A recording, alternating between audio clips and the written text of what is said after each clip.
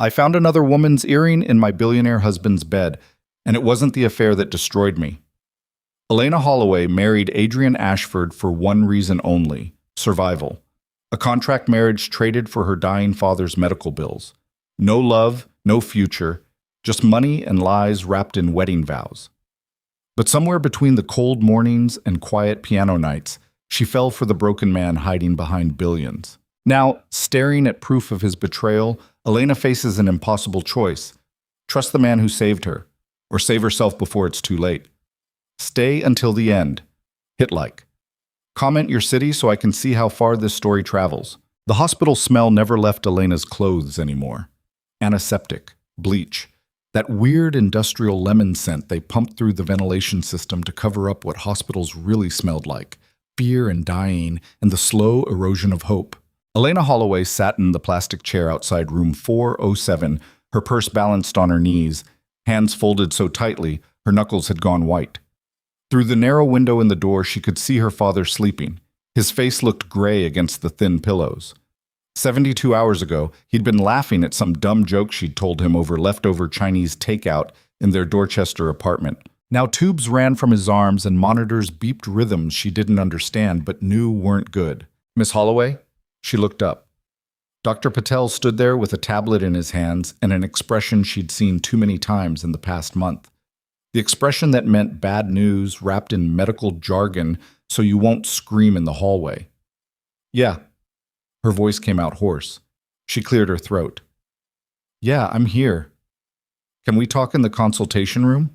Elena followed him down the corridor into a windowless box with motivational posters nobody ever read. "Hang in there." A kitten dangling from a tree branch. She wanted to rip it off the wall. Dr. Patel sat down across from her and didn't waste time with pleasantries. She appreciated that about him. No bullshit. "Your father's lymphoma is aggressive," he said. "We knew that, but the latest scans show it's spreading faster than we anticipated. We need to start the treatment protocol immediately if we want any chance of—" "How much?" Elena interrupted. Dr. Patel blinked. "I'm sorry?" "The treatment. How much does it cost?" He hesitated. That hesitation told her everything. "With your father's insurance situation, we're looking at somewhere between $200,000 and $300,000 over the next 6 months. That's including eat." Elena stopped hearing him. 200,000, 300,000, numbers so far beyond her reality, they didn't even register as real. She made $38,000 a year teaching music to middle schoolers who didn't give a damn about Mozart. Her apartment cost $1,400 a month, and that was considered a steal in Boston. She had $4,000 in her savings account and $1,700 on a credit card she was already drowning under. "Miss Holloway?" She focused on Dr. Patel's face. He looked genuinely sorry. That made it worse. "Is there family?" he asked carefully. "Anyone who might be able to help?" Family. The word tasted bitter. "No," Elena said. "No family." That was a lie. Technically, she had family. Her mother's side, the Vances, old money Boston bloodline types who lived in Beacon Hill and summered on the Cape. But they'd disowned her mother 28 years ago for the crime of falling in love with a jazz pianist from Southie. Elena had never met them, never wanted to. But now? Now her father was dying and she had 72 hours to figure out how to pull $300,000 out of thin air. Dr. Patel was still talking. Something about payment plans and financial assistance and charity programs. Elena nodded at the right moments, but her brain was already somewhere else, somewhere dark and desperate. "Thank you," she said, standing abruptly. "I need to go. Miss Holloway, we really need to—" "I'll figure it out." She walked out before he could say anything else. The Vance estate sat behind iron gates on a tree-lined street where even the sidewalks looked expensive. Elena stood outside the entrance for 10 minutes before she finally pressed the intercom button. A woman's voice crackled through. "Yes? Hi. My name is Elena Holloway. I'm Margaret Holloway's daughter. Margaret Vance? I need to speak to someone in the family. It's important." Silence. Then, "One moment." Elena waited. The October wind cut through her jacket, a threadbare thing she'd owned since college. She wrapped her arms around herself and stared at the mansion beyond the gates. 3 stories of brick and ivy and generational wealth. The kind of house where people had libraries and wine cellars and probably didn't even know how much a gallon of milk cost. The intercom crackled again. Someone will meet you at the gate. The lock buzzed. Elena pushed through and walked up the stone pathway, her sneakers squeaking against the perfectly maintained driveway. A man in his 60s opened the front door before she could knock. He wore a gray suit and an expression of carefully controlled distaste. "Miss Holloway?" Not a question. "I'm Harlan Vance, your mother's brother." Elena's uncle. She'd seen pictures of him exactly once, an old newspaper clipping her mom had kept in a shoebox. He looked older now, harder. "Thank you for seeing me," Elena said. He didn't invite her inside. They stood in the doorway like she was selling magazine subscriptions. "What do you want?" Harlan asked bluntly. No pretense, no, "How have you been?" or "I'm sorry about your mother." Just business. Fine. Elena could do business. "My father is sick," she said. "Lymphoma, stage 3. He needs treatment and I can't afford it. I'm asking for help." "How much?" 300,000, maybe less if we... "No." The word hit her like a slap. "I haven't even..." "I don't care," Harlan said. "Your mother made her choices. You're the consequence of those choices. That's not my problem." Rage flared hot in Elena's chest. "He's dying. People die every day. You're a real piece of shit. You know that." Harlan's expression didn't change. "If that's all, Miss Holloway..." Wait." A woman's voice came from inside the house. Footsteps echoed across marble floors. A woman in her 30s appeared behind Harlan, blonde and polished and wearing a cashmere sweater that probably cost more than Elena's rent. "Harlan, don't be rude. Let her in." Harlan sighed. "Vivian, let her in." He stepped aside. Elena walked into a foyer that looked like something out of a museum. Chandelier overhead, oil paintings on the walls, a staircase that curved upward like something from a movie. Vivian smiled at her. The smile didn't reach her eyes. "I'm Vivian Vance," she said. "Harlan's daughter. Your cousin, I suppose. Come, let's talk in the sitting room." Elena followed her through hallways lined with family portraits, generations of Vances staring down with expressions of smug superiority. They entered a room with floor-to-ceiling windows overlooking a garden that probably required a full-time staff. "Sit," Vivian said, gesturing to a velvet armchair. Elena sat. Harlan stood by the fireplace, arms crossed. "So," Vivian said, settling onto the sofa across from her, "your father is sick." "Yes." "And you need money." "Yes." $300,000. "Yes." Vivian tilted her head, studying Elena like she was something mildly interesting under a microscope. "What are you willing to do for it?" The question made Elena's skin crawl. "What do you mean?" "I mean," Vivian said slowly, "that nothing in this world is free, especially not $300,000. So I'm asking, what are you willing to give in exchange?" Elena's mouth went dry. "I don't..." "There's a man," Harlan interrupted. "A business associate. He needs a wife." Elena stared at him. "Excuse me?" "Adrian Ashford," Vivian said, leaning forward. "You've probably heard of him. Tech billionaire. Very private, very powerful, very eligible." "I don't understand what this has to do with..." "He needs a wife for business reasons," Harlan said flatly. "Optics, respectability. He has a young daughter, and some board members are concerned about his personal life affecting company stability. He needs someone presentable, someone who can play the role convincingly." Elena's heart was pounding now.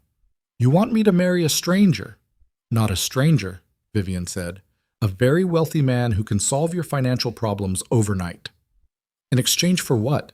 "In exchange for being his wife," Harlan said. "Publicly. Legally. You'd live in his house, attend events, act like the relationship is real, for at least a year, maybe 2. That's insane. That's business." Elena stood up. "I'm not... This is crazy. I came here asking for help with my father's medical bills, not to sell myself into some weird contract marriage with a billionaire I've never met." "Then your father dies," Vivian said simply. The words hung in the air like poison. Elena turned to stare at her. Vivian's expression remained perfectly calm. "That's the reality, isn't it?" Vivian continued. You have no money, no family who will help you, except us, and we're offering you a way out. A strange way, yes, but a way nonetheless. Why? Elena demanded. Why would you do this? You don't even know me. You didn't care about my mother. Why offer this now? Harlan and Vivian exchanged a glance. Adrian Ashford owes me a favor, Harlan said finally. A significant favor. He asked me to find him someone suitable, someone outside his usual social circle, someone who wouldn't have ulterior motives regarding his wealth or connections because they'd be compensated fairly up front. He paused. You need money desperately. He needs a wife quickly. It's a practical arrangement. There are thousands of women in Boston who would... He doesn't want someone from his world, Vivian interrupted. He wants someone unknown, someone controllable. The word controllable made Elena feel sick. You'd have autonomy, Vivian added quickly, reading her expression. You'd keep your job, your own bank account, your life. You'd just also be Mrs. Adrian Ashford when necessary. Elena's head was spinning. This is insane. This is survival, Harlan said, and you have 48 hours to decide before your father's condition worsens beyond treatment. Well, Elena didn't go home. She walked, for hours. Through Boston Common, down Newbury Street, past the public garden where couples took selfies under trees shedding gold leaves. The city moved around her, people laughing, arguing, living their normal goddamn lives while hers imploded. Her phone buzzed. A text from the hospital. Your father is asking for you. She took the T back to the hospital, rode the elevator to the 4th floor, walked into room 407, where her father lay looking small and fragile against white sheets. Hey, kiddo, he said when he saw her. His voice was weak, but his smile was real. Hey, Dad. She pulled the plastic chair close to his bed and sat down, took his hand. His skin felt papery, thin. You look tired, he said. I'm fine. Liar.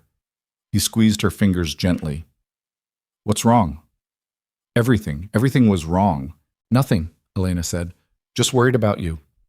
Her father studied her with those sharp brown eyes that still saw through every wall she tried to build. You're thinking about your mother. It wasn't a question. Yeah, Elena admitted. A little. She'd be proud of you. You know that, right? Elena's throat tightened. I don't know about that. I do. Her father coughed, a wet, rattling sound that made Elena's chest hurt. When he caught his breath again, he said, You're stronger than she was. Stronger than me. Dad, I mean it, Elena. You've got her heart, but you've got steel in your spine. That's rare. He paused. Whatever's happening, whatever you're dealing with, you'll figure it out. You always do. She wanted to tell him everything. About the Vances, about Harlan's insane offer, about the choice that wasn't really a choice at all. But she couldn't, because if she told him, he'd tell her to let him die. He'd say his life wasn't worth her sacrificing hers. He'd make it about nobility and love and letting go. And Elena wasn't ready to let go. Get some rest, she said instead, standing up. I'll be back tomorrow. Elena, she turned. Her father looked at her with an expression she couldn't quite read. Whatever it is, don't lose yourself, okay? Promise me. She forced a smile. I promise. It was the first lie she'd ever told him that really mattered. It. Elena called Harlan Vance at 6 a.m. I'll do it, she said when he answered. I'll marry Adrian Ashford. Smart girl, Harlan said. No surprise, no congratulations, just satisfaction. Come to the estate at noon, we'll handle the paperwork. I have conditions. Of course you do. My father's treatment starts immediately, not after the wedding, immediately. Agreed. I keep my job. I'm not quitting teaching. Agreed. And nobody can know the marriage is fake. Not my father, not anyone. A pause. Then, that's the entire point, Miss Holloway. Adrian's reputation depends on this appearing legitimate. Fine. Then we're clear. One more thing, Harlan said. You'll meet Adrian today, at the estate. 3 o'clock. Elena's stomach dropped. Today? He wants to see what he's getting. The words made her skin crawl, but she swallowed the anger. Fine. Wear something presentable. He hung up. Elena stood in her tiny apartment, the place she'd lived for 6 years, with its creaky floors and water-stained ceiling and windows that didn't quite close all the way, and tried to process what she'd just agreed to. She was going to marry a billionaire stranger. She was going to lie to her father. She was going to become someone else entirely. But he would live. That was all that mattered. Adrian Ashford was not what Elena expected. She'd pictured someone loud, arrogant, the kind of billionaire who wore expensive suits like armor and talked about money the way normal people talked about weather. Instead, the man who walked into Harlan's sitting room at 3 o'clock looked exhausted. He was tall, maybe 6'2", with dark hair starting to gray at the temples and eyes the color of slate. He wore jeans and a black sweater, no wedding ring, no watch that cost more than a car. He looked like a normal person who happened to be carrying the weight of the entire world on his shoulders. "Elena Holloway," Harlan said, gesturing toward her. "This is Adrian Ashford." Adrian nodded at her. "Miss Holloway." "Mr. Ashford." They stared at each other. The silence stretched uncomfortable. "I'll leave you two to talk," Harlan said, and walked out before either of them could protest. Adrian sat down in the armchair across from Elena. He looked at her for a long moment. "You don't want to do this," he said finally. It wasn't a question. Elena lifted her chin. "Does it matter?" "No." He leaned back. "But I'm not going to pretend this is anything other than what it is. A business transaction." "Good. Neither am I." "Harlan told me about your father." Elena stiffened. And I'm sorry." She didn't know what to say to that. Sorry felt like the wrong word.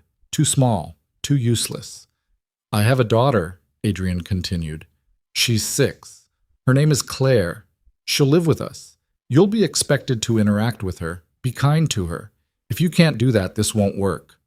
"I'm a teacher," Elena said. "I like kids." "Good." Another silence. "Why are you doing this?" Elena asked. "You're a billionaire. You could marry anyone." Adrian's jaw tightened. "I don't want to marry anyone. I want control of my company and stability for my daughter. This accomplishes both. By lying. By surviving." He met her eyes. "We're both doing what we have to do. Let's not pretend either of us is a victim here." The words stung because they were true. "Fine," Elena said. "Then let's talk terms." They spent the next hour negotiating like lawyers. Separate bedrooms, minimal physical contact in public, hand-holding, maybe an arm around her waist at events, nothing more unless absolutely necessary. She'd keep her job. He'd pay her father's medical bills in full, immediately. She'd receive a monthly allowance for personal expenses. After 1 year, they'd reevaluate. After 2 years, divorce with a settlement. It was clinical, transactional, awful. "One last thing," Adrian said. "No one can know this is fake. Not your friends, not your father, not my business partners. This has to look real." "I know. Can you do that? Lie to everyone you care about?" Elena thought about her father in that hospital bed. About Dr. Patel's expression when he'd said $200,000. About the choice that wasn't a choice. "Yes," she said. "I can do that." Adrian studied her for a moment. Then he stood and extended his hand. "Then we have a deal, Miss Holloway." She stood, shook his hand. His grip was firm, impersonal. "When?" Elena asked. "The wedding?" "Yes." "Next week. Small ceremony. Just family and a few witnesses." "Next week." 7 days until she became Mrs. Adrian Ashford. 7 days until her entire life changed. "Okay," Elena said quietly. Adrian nodded, turned to leave, then paused at the door. "For what it's worth," he said without looking back, "I'm not a monster. I won't make this harder than it has to be." Then he was gone. Elena stood alone in the sitting room, staring at her hand, the hand that had just agreed to marry a stranger, and wondered what the hell she'd just done. Toss. The next 7 days passed in a blur of paperwork and panic. Harlan's lawyers drew up contracts so dense Elena's eyes glazed over trying to read them. She signed everything. Her father's treatment began the next morning, immunotherapy and targeted radiation. Dr. Patel looked shocked when Elena told him the bills were covered. "I found family help," she'd said. Not a lie. Not quite. Her father cried when she visited that afternoon. I never thought the Vances would. It's fine, Dad. Don't worry about it. She didn't tell him about Adrian, not yet. First the wedding, then she'd figure out how to explain that part. The ceremony was scheduled for the following Saturday. Beacon Hill, small garden venue, invitation only. Elena had nothing to wear. Vivian Vance showed up at her apartment on Wednesday with 3 garment bags and a look of thinly veiled horror. "You live here?" she asked, staring at the peeling wallpaper. "Not for much longer, apparently," Elena said flatly. Vivian laid the garment bags on Elena's second-hand couch. "Wedding dresses. Try them on. Pick one." The dresses were beautiful, elegant, expensive. Elena hated all of them. She chose the simplest one. Ivory silk, cap sleeves, nothing too dramatic. It fit perfectly. Of course it did. People like Vivian probably had tailors on speed dial. "You'll need shoes," Vivian said, eyeing Elena's scuffed flats. "And hair and makeup. I'll send someone." "I can do my own makeup." "Not for this you can't." Elena wanted to argue, but exhaustion won. "Fine." Vivian paused at the door. "You know this isn't going to be easy, right?" "I know. Adrian isn't... He's not cruel, but he's not warm either. Don't expect romance." "I'm not expecting anything," Vivian smiled thinly. "Good. That'll make it easier." After she left, Elena sat on her couch in the wedding dress and stared at her reflection in the window. She looked like someone else, someone who belonged in the world she was about to enter. But underneath the silk and the borrowed elegance, she was still just Elena Holloway from Dorchester. The girl who taught Mozart to kids who didn't care. The girl whose father was dying. And now she was going to be a billionaire's wife. She laughed. It came out sounding slightly unhinged. Saturday arrived with crisp autumn air and golden light filtering through trees losing their leaves. Elena stood in a room at the venue, some historic house on Beacon Hill that probably had a plaque outside, while a woman she'd never met pinned her hair into something complicated. Another woman applied makeup. Elena sat still and let them work. Her phone buzzed, a text from her father. "Thinking of you today. Love you, kiddo." Her throat closed. He still didn't know. She'd told him she was busy with work, that she'd visit tomorrow. More lies. "You look beautiful," the makeup artist said. Elena looked in the mirror. The woman staring back looked polished, put together. Nothing like the terrified mess she felt like inside. "Thanks," she managed. A knock on the door. Harlan stepped in, looking annoyingly pleased with himself. "Ready?" "No," he smiled. "Good answer. Let's go." The ceremony was outside in a garden overlooking the city. Maybe 20 people attended. Harlan, Vivian. A few people Elena didn't recognize, business associates probably. Adrian's lawyer, a photographer who moved around discreetly. And Adrian. He stood at the end of a short aisle lined with chairs, wearing a dark suit and an expression Elena couldn't read. His daughter Claire stood beside him in a blue dress, holding a small bouquet. She was tiny. Dark hair like her father. Big eyes that watched everything. Elena walked down the aisle alone. No father to give her away. No mother to cry happy tears. Just her and the sound of leaves rustling overhead. Adrian watched her approach. His face gave nothing away. She reached him, stood beside him. The officiant began talking, something generic about love and commitment and partnership. Elena barely heard it. Her heart was pounding too loud. "Do you, Adrian Ashford, take Elena Holloway to be your lawfully wedded wife?" "I do." "And do you, Elena Holloway, take Adrian Ashford to be your lawfully wedded husband?" This was it. The moment. The point of no return. Elena looked at Adrian. He looked back. No warmth, no affection, just two people making a deal. "I do," she said. "Then by the power vested in me, I now pronounce you husband and wife. You may kiss the bride." Adrian hesitated. Then he leaned in and pressed a brief, chaste kiss to her lips. It lasted maybe 2 seconds, felt like nothing. The small crowd clapped politely. And just like that, Elena Holloway became Elena Ashford, Mrs. Adrian Ashford, billionaire's wife. Liar. The reception was mercifully short. Champagne and small talk in a room that smelled like expensive flowers. Elena stood beside Adrian while people congratulated them. She smiled, thanked them, played the part. Claire stayed close to her father, shy and quiet. When Elena knelt down to say hello, the little girl hid behind Adrian's leg. "Hi, Claire," Elena said gently. "I'm Elena." Claire peeked out, said nothing. "She's shy," Adrian said. "Give her time." Elena stood. "Of course."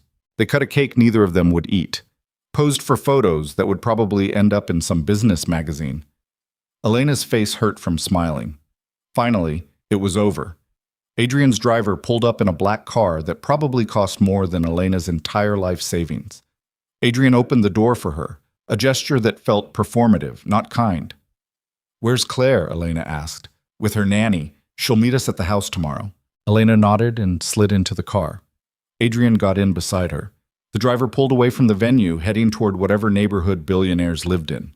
They didn't speak. Elena stared out the window at the city passing by.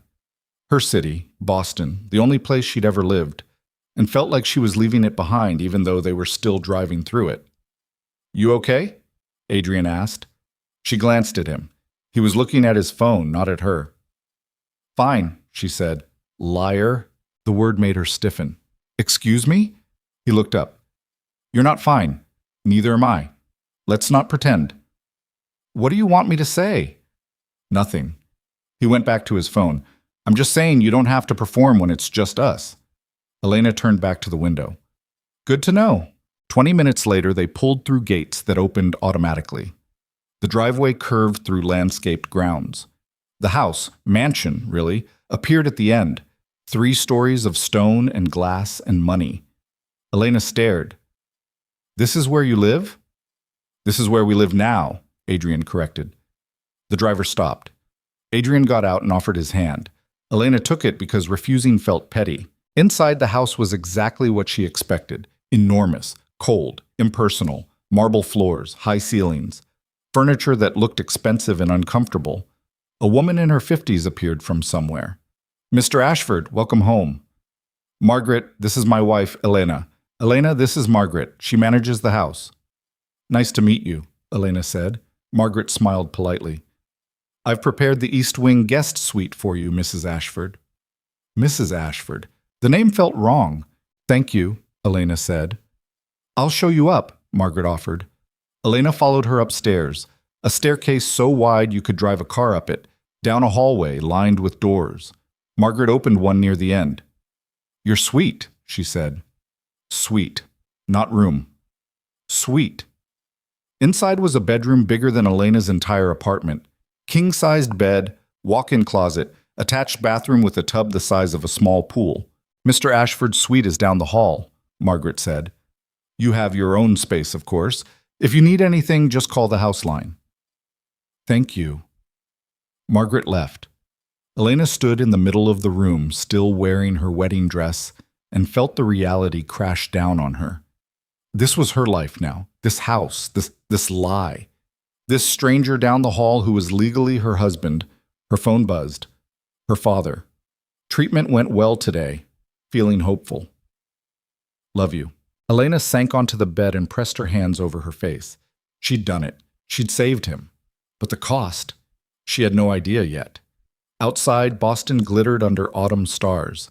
Inside, Elena sat alone in a mansion that would never feel like home, wearing a wedding dress bought with desperation, and wondered how long she could keep pretending before the weight of all these lies buried her alive. The first morning in the mansion, Elena woke up confused. For a split second, she didn't know where she was. The ceiling was too high, the bed too soft. Then memory crashed back. The wedding, the contract, Adrian's cold handshake, and her stomach twisted. She grabbed her phone. 7:30. She had to be at school by 8:15. Elena showered in the bathroom that was genuinely nicer than most hotel suites, threw on jeans and a sweater, and headed downstairs. The house was silent except for her footsteps echoing off marble. She had no idea where the kitchen was. After 2 wrong turns, she found it. Massive, professional-grade appliances. An island bigger than her old kitchen table. Margaret was already there, pouring coffee. "Good morning, Mrs. Ashford," she said cheerfully. Elena winced. "Just Elena is fine." "Of course." Margaret gestured to the counter where breakfast was laid out like a hotel buffet. I wasn't sure what you liked, so I made options. You didn't have to. It's my job. Right, because this was Elena's life now. People made her breakfast. Thank you, Elena said, grabbing a piece of toast. I have to get to work. Mr. Ashford mentioned you teach. The car's ready whenever you need it. Car? The driver, Robert. He'll take you wherever you need to go. Elena shook her head. I'll take the tea. Margaret looked confused. The subway? Yeah. But Mrs. Ashford, I'm taking the tea, Elena said firmly. She grabbed her bag and headed for the door before Margaret could argue. Outside, the morning air was cold and clean. Elena walked down the driveway, through the gates, and didn't look back at the mansion that felt more like a museum than a home. At school, everything was blessedly normal. Her students were the same chaotic mess they always were. 12-year-olds who couldn't sit still, couldn't remember their scales, couldn't care less about Beethoven. Elena loved them for it. Miss Holloway, did you do something different? Her student Jasmine asked during third period. Elena looked up from the piano. What do you mean? I don't know. You look different. New haircut, Elena lied. At lunch, her colleague David cornered her in the teacher's lounge. Okay, spill, he said. Spill what? You're acting weird. You've checked your phone like 50 times. Elena had been texting updates to her father's nurse, making sure the treatment was going smoothly, making sure the money had actually transferred. Just family stuff, she said. Everything okay? Yeah, fine. David studied her. You're a terrible liar, you know that? Elena forced a smile. Good thing I'm not lying then. After school, she took the tea back toward Beacon Hill, walked the last 10 minutes to the mansion because she still couldn't bring herself to call it home. The gates opened automatically when she approached. Security cameras tracked her movement. It felt invasive. Inside, the house was still quiet. Elena went upstairs to her suite and changed out of her work clothes. She had no idea what to do with herself, no idea what the routine was supposed to be in a fake marriage to a billionaire. A knock on the door. Come in, Elena called. Margaret poked her head in. Mr. Ashford wanted me to let you know dinner is at 7, in the dining room. Okay, thanks. Also, Claire arrived about an hour ago. She's in the playroom if you'd like to say hello.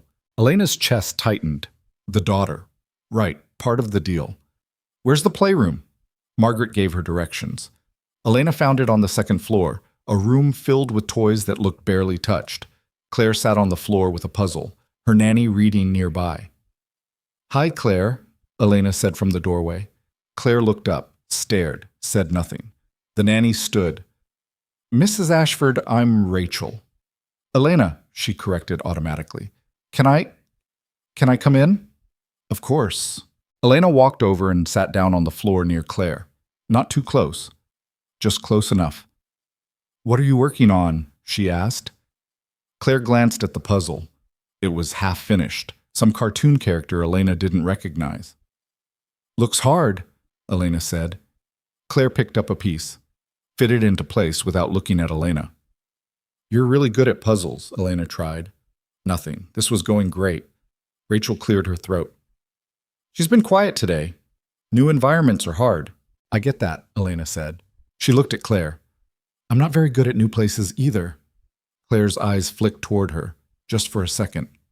Progress. Maybe. Elena stayed for another 10 minutes, making awkward small talk with Rachel, while Claire ignored both of them. Finally, she excused herself and went back to her suite. At 7, she headed downstairs. Found the dining room, because of course there was a formal dining room separate from wherever normal people ate.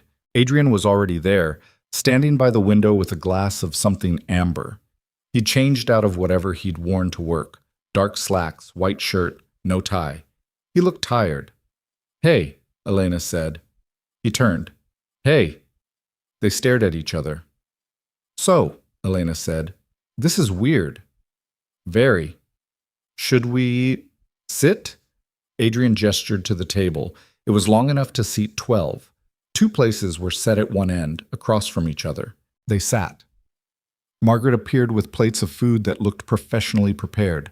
Of course they did. Thank you, Margaret, Adrian said. She disappeared. Elena picked up her fork, put it down, picked it up again. You don't have to eat if you're not hungry, Adrian said. I'm hungry. I just don't know what the protocol is here. There's no protocol. Really? Because everything about this house screams protocol. Adrian almost smiled. Almost. Fair point. They ate in silence for a few minutes. The food was incredible. Elena hated that she enjoyed it. How was your first day? Adrian asked. At school? Yeah. Normal. Chaotic. Good. She paused. How was work? Long. More silence. I met Claire, Elena said. She didn't say much. She won't. Not at first. Rachel seems nice. She is. Adrian set down his fork. Claire's been through a lot. Her mother, my late wife, died when she was 3. She doesn't really remember her, but she's protective of routines, familiar people. I won't push, Elena said. I'm not asking you to be her mother. I know. Just don't make her feel like she has to accept you. Let her come around on her own. Elena nodded. Okay. They finished eating. Margaret cleared the plates. Adrian poured himself another drink. Want one? He offered. Sure. He poured her 2 fingers of scotch. Elena took a sip. It burned going down but warmed her chest. Can I ask you something? She said. Go ahead. Why did your wife's death make the board worry about company stability? Adrian's jaw tightened. It wasn't her death. It was what happened before. There was a situation, financial impropriety involving company funds. It became public right before she died. Car accident. He drained his glass. The board's been nervous ever since. They think I'm a liability, too emotional, too distracted. A stable family life was their condition for keeping me as CEO. That's insane. That's business.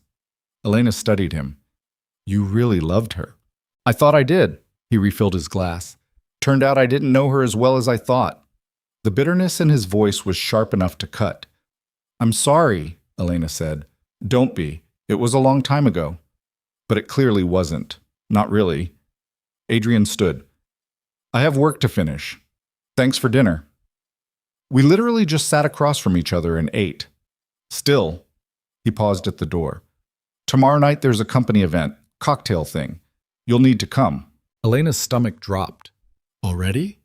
People know we got married. They'll expect to see you. What do I wear? Something formal. Margaret can help. Then he was gone. Elena sat alone at the massive dining table, holding a glass of expensive scotch, and tried not to panic. The next day passed in a blur of teaching and dread. After school, Elena came home. She still couldn't call it that naturally, to find 3 dresses laid out on her bed. Margaret appeared in the doorway. Mr. Ashford had these sent over. Any of them should work. They were all beautiful, elegant, expensive. Elena picked the simplest one, black, fitted, nothing too flashy. At 6:30, she was ready, hair down, minimal jewelry. The dress fit perfectly because of course it did. She found Adrian in the foyer adjusting his cufflinks. He looked up when she came down the stairs. Something flickered in his expression, too fast to read. You look nice, he said. Thanks. So do you. The driver took them to a hotel downtown. The event was in a ballroom on the top floor, people in expensive clothes holding champagne glasses and networking. Elena's hand trembled slightly. Adrian must have noticed because he took it. Just stay close, he said quietly. Smile. Let me do the talking. They walked in together. Immediately, people turned to look. A man in his 50s approached, grinning. Adrian, there you are, and this must be the bride. Elena, this is Richard Moss. He's on the board. Elena shook his hand. Nice to meet you. Congratulations, Richard said. We were all surprised by the news. Adrian's usually so private. When you know, Adrian said smoothly, his arm sliding around Elena's waist. The touch felt performative, but necessary. Richard laughed. Well, she's lovely. How did you 2 meet? Elena opened her mouth, closed it. They hadn't planned this part. Through family, Adrian said. Elena's connected to the Vances. Technically true. Technically a lie. Ah, Harlan's crowd, good people. Richard clinked his glass against Adrian's. Well, don't let me monopolize you. Enjoy the evening. He wandered off. Elena exhaled. You okay? Adrian murmured. Lying is harder than I thought. You'll get used to it.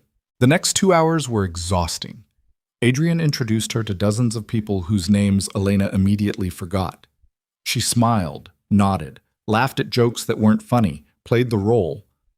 At one point, they ended up near the bar. Adrian ordered drinks while Elena stood nearby, trying to look comfortable.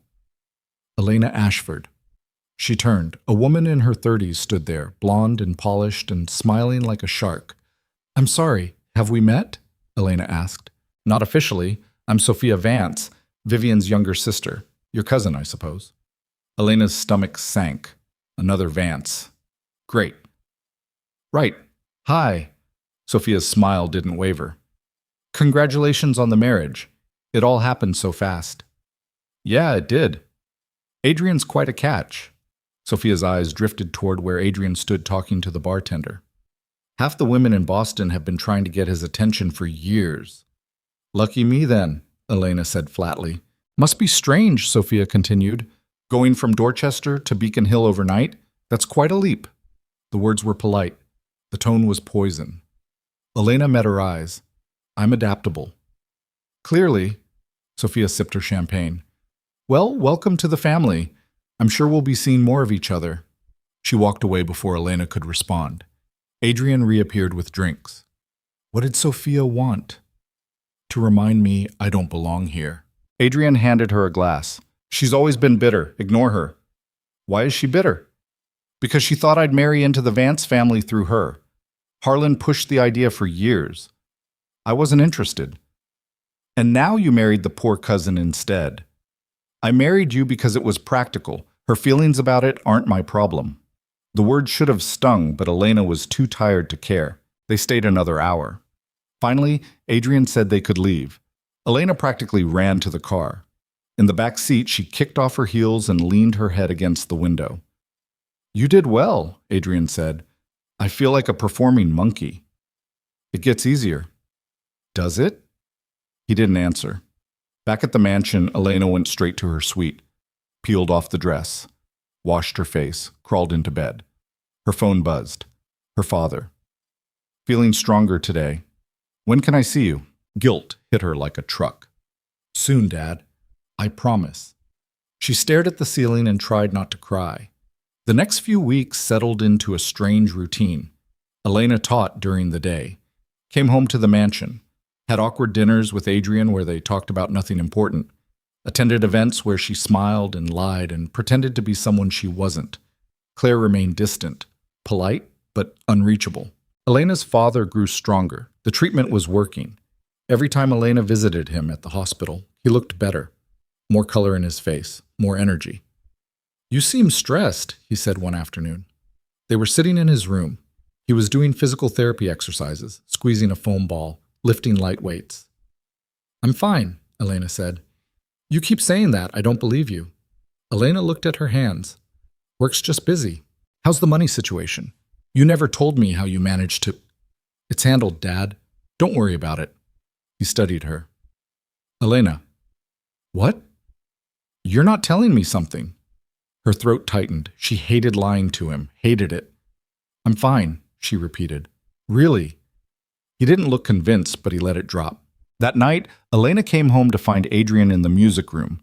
She'd discovered it a week ago, a room on the first floor with a grand piano and floor-to-ceiling windows overlooking the garden. Adrian sat at the piano, pressing keys randomly. No melody, just noise. "Didn't know you played," Elena said from the doorway. He looked up, startled. "I don't." "Then what are you doing?" "Trying to remember." He pressed another key. "My wife, Claire's mother, she played. There was this one piece she loved. I can't remember how it went." Elena walked over, sat down beside him on the bench. "What piece?" "I don't know the name. Something classical, slow." Elena thought for a moment. Then she started playing. Claire de Lune, Debussy, slow and haunting. Adrian's hand stilled on the keys.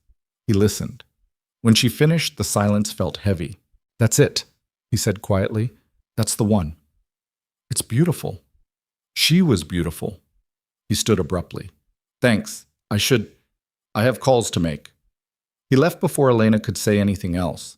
She sat at the piano alone, staring at the keys, and realized something that terrified her. She was starting to see Adrian as a person, not just a business arrangement, not just a stranger she'd married for money. A person, damaged and lonely and trying to hold everything together. That was dangerous. The following week, disaster struck at school. Budget cuts.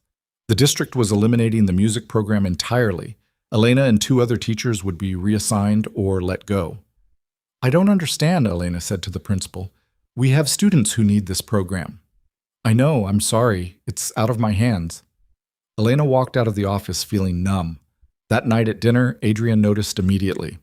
"What's wrong?" he asked. "They're cutting the music program at school." He set down his fork. "Can they do that?" "Apparently. Budget crisis." Elena pushed food around her plate. "I'll probably be reassigned, teaching something I'm not qualified for, or just fired." "That's bullshit. That's public education." Adrian was quiet for a moment, then, "What if you didn't need the job?"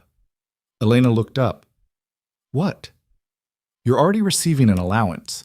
You don't need the income. It's not about the money. I like teaching. Those kids need music. Then teach them somewhere else." "Where? Private schools?"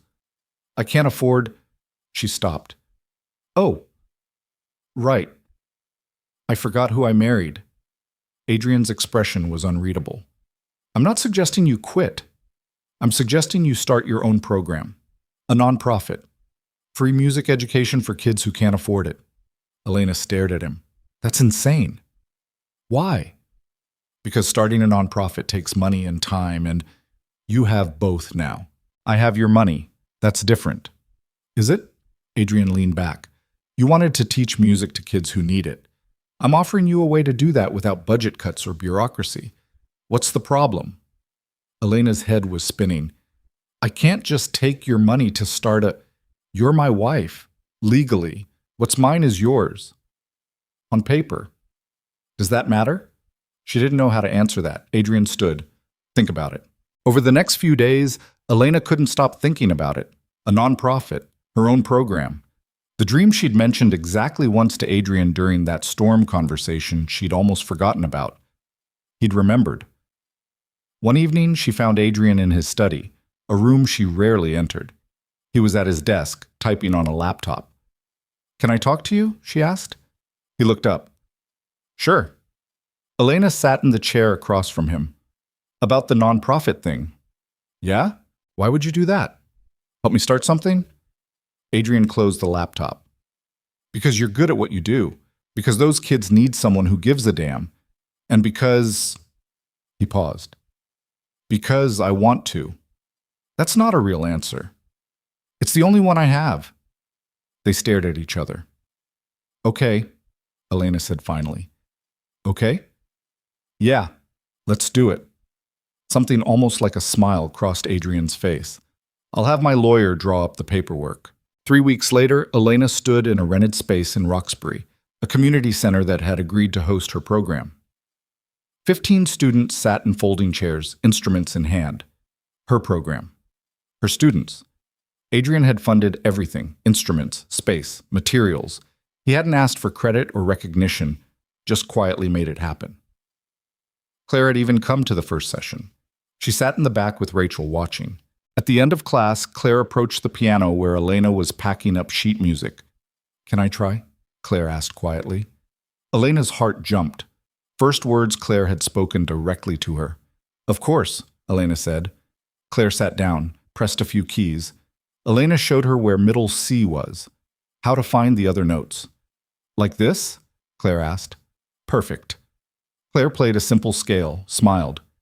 "You're a natural," Elena said. When Rachel came to collect her, Claire looked back at Elena. "Can I come again?"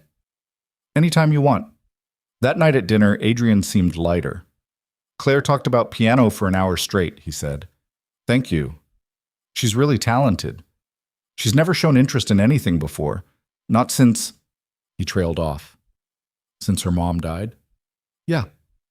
They ate in comfortable silence for a moment. Then Adrian said, "This thing you're building, the program, it's good. You're good at it." Elena felt warmth spread through her chest. "Thanks." "I mean it." Their eyes met across the table. Something shifted. Something Elena couldn't quite name. She looked away first. Weeks passed. The program grew. Claire came to every session, started taking private lessons with Elena at the mansion. Elena noticed things about Adrian she hadn't before. The way he left sticky notes around the house with reminders for himself. The way he always made sure there was coffee ready in the morning. The way he listened when she talked about her students. Actually listened. Small things. Human things. One Friday night, Elena was in the music room working on lesson plans when Adrian appeared with 2 glasses of wine. "Peace offering," he said, "for being an ass earlier." They'd argued that morning about something stupid. Whose turn it was to tell Margaret about dinner plans. Petty married couple shit that felt alarmingly real. "You weren't an ass," Elena said, taking the wine. "I was." He sat down on the couch. "I'm not good at this. The domestic stuff. Having someone else in my space. I'm not good at it either." "Yeah, but you try. I just retreat." Elena joined him on the couch. "We're both trying." He looked at her, really looked at her. "When did this get complicated?" "What?" "This, us. It was supposed to be simple. It was supposed to be fake," Elena said quietly. "Is it still?" The question hung between them. Elena's phone rang before she could answer, her father's number. "Sorry, I have to." "Go ahead," she answered. "Dad?" "Hey, kiddo, got a minute?" "Yeah, what's up?" "I'm being discharged tomorrow. Doctor says I'm stable enough to go home." Relief flooded through her. "That's amazing. There's just one problem, the apartment. I can't handle the stairs yet. Physical therapy says I need ground floor access for a few months." Elena's mind raced. "I'll figure something out. I don't want to impose." "You're not. I'll handle it, I promise." When she hung up, Adrian was watching her. "Your father?" he asked. "Yeah. He's being discharged, but he can't do stairs. I need to find him somewhere accessible." "He can stay here." Elena blinked. "What?" "We have 4 guest suites on the first floor. He can stay in one. Physical therapy can come here. Whatever he needs." "Adrian, I can't." "Why not?" "Because this is your house, and he's my father, and we're not actually—" She stopped. "Not actually what? Married?" "This isn't real," Elena said. "We both know that." "Does he?" She had no answer. "Bring your father here," Adrian said. "Let him recover properly. Then you can figure out what to tell him about us." Elena wanted to argue, but exhaustion won. "Okay, thank you." The next day, her father moved into the mansion. His reaction to seeing the house was exactly what Elena expected. "Jesus Christ, Elena, what the hell?" "It's temporary," she said quickly, "just until you're strong enough for stairs. This place has an actual chandelier, multiple chandeliers." "I know. How did you—" "Remember the family help I mentioned? It came with conditions." Her father's eyes narrowed. "What kind of conditions?" Before Elena could answer, Adrian appeared. "Mr. Holloway," he said, extending his hand. "I'm Adrian Ashford." Her father shook his hand slowly. "You're the one paying for my treatment." "I am." "Why?" "Because your daughter asked me to." Her father looked between them. "There's more to this story." "There is," Adrian said calmly. "But right now, let's get you settled. You must be exhausted." Over the next few days, Elena watched her father slowly piece things together. The way Adrian spoke to her, the way she knew where everything was in the house, the wedding ring on her finger she'd stopped noticing. Finally, one afternoon while Adrian was at work and Elena was helping her father with exercises, he said it. "You married him." Elena froze. "Dad, how long?" 6 weeks. 6 weeks. He sat back against the pillows. "You married a billionaire to pay for my treatment, and you didn't tell me." "I didn't know how—" "Does he know this was a transaction?" Elena's throat closed. "Yeah, he knows." Her father was quiet for a long moment. Then, "Does he treat you well?" "Yes." "Do you love him?" The question hit like a punch. "It's complicated," Elena whispered. "That's not a no." She looked at her father. His eyes were sharp despite the illness. "I don't know," she admitted. "I don't know what this is anymore." Her father reached for her hand. Then figure it out. But don't sacrifice yourself for me. I'm not worth that. You're worth everything. No, I'm not. And you need to know that before you make choices you can't take back. That night, Elena couldn't sleep. She got up around midnight and went downstairs. Found Adrian in the kitchen, eating ice cream straight from the container. Can't sleep either? She asked. He gestured to the container. Want some? They sat at the kitchen island, passing the ice cream back and forth. Your father knows, Adrian said. It wasn't a question. Yeah. How much did you tell him? The truth? That we married so he could get treatment. Did you tell him the rest? Elena looked at him. What rest? Adrian set down the spoon. That somewhere in all this bullshit, I started actually liking you. Her heart stopped. Don't, she said. Don't what? Don't make this more complicated than it already is. It's already complicated, Elena. We're past simple. We had a deal. Fuck the deal, Adrian said.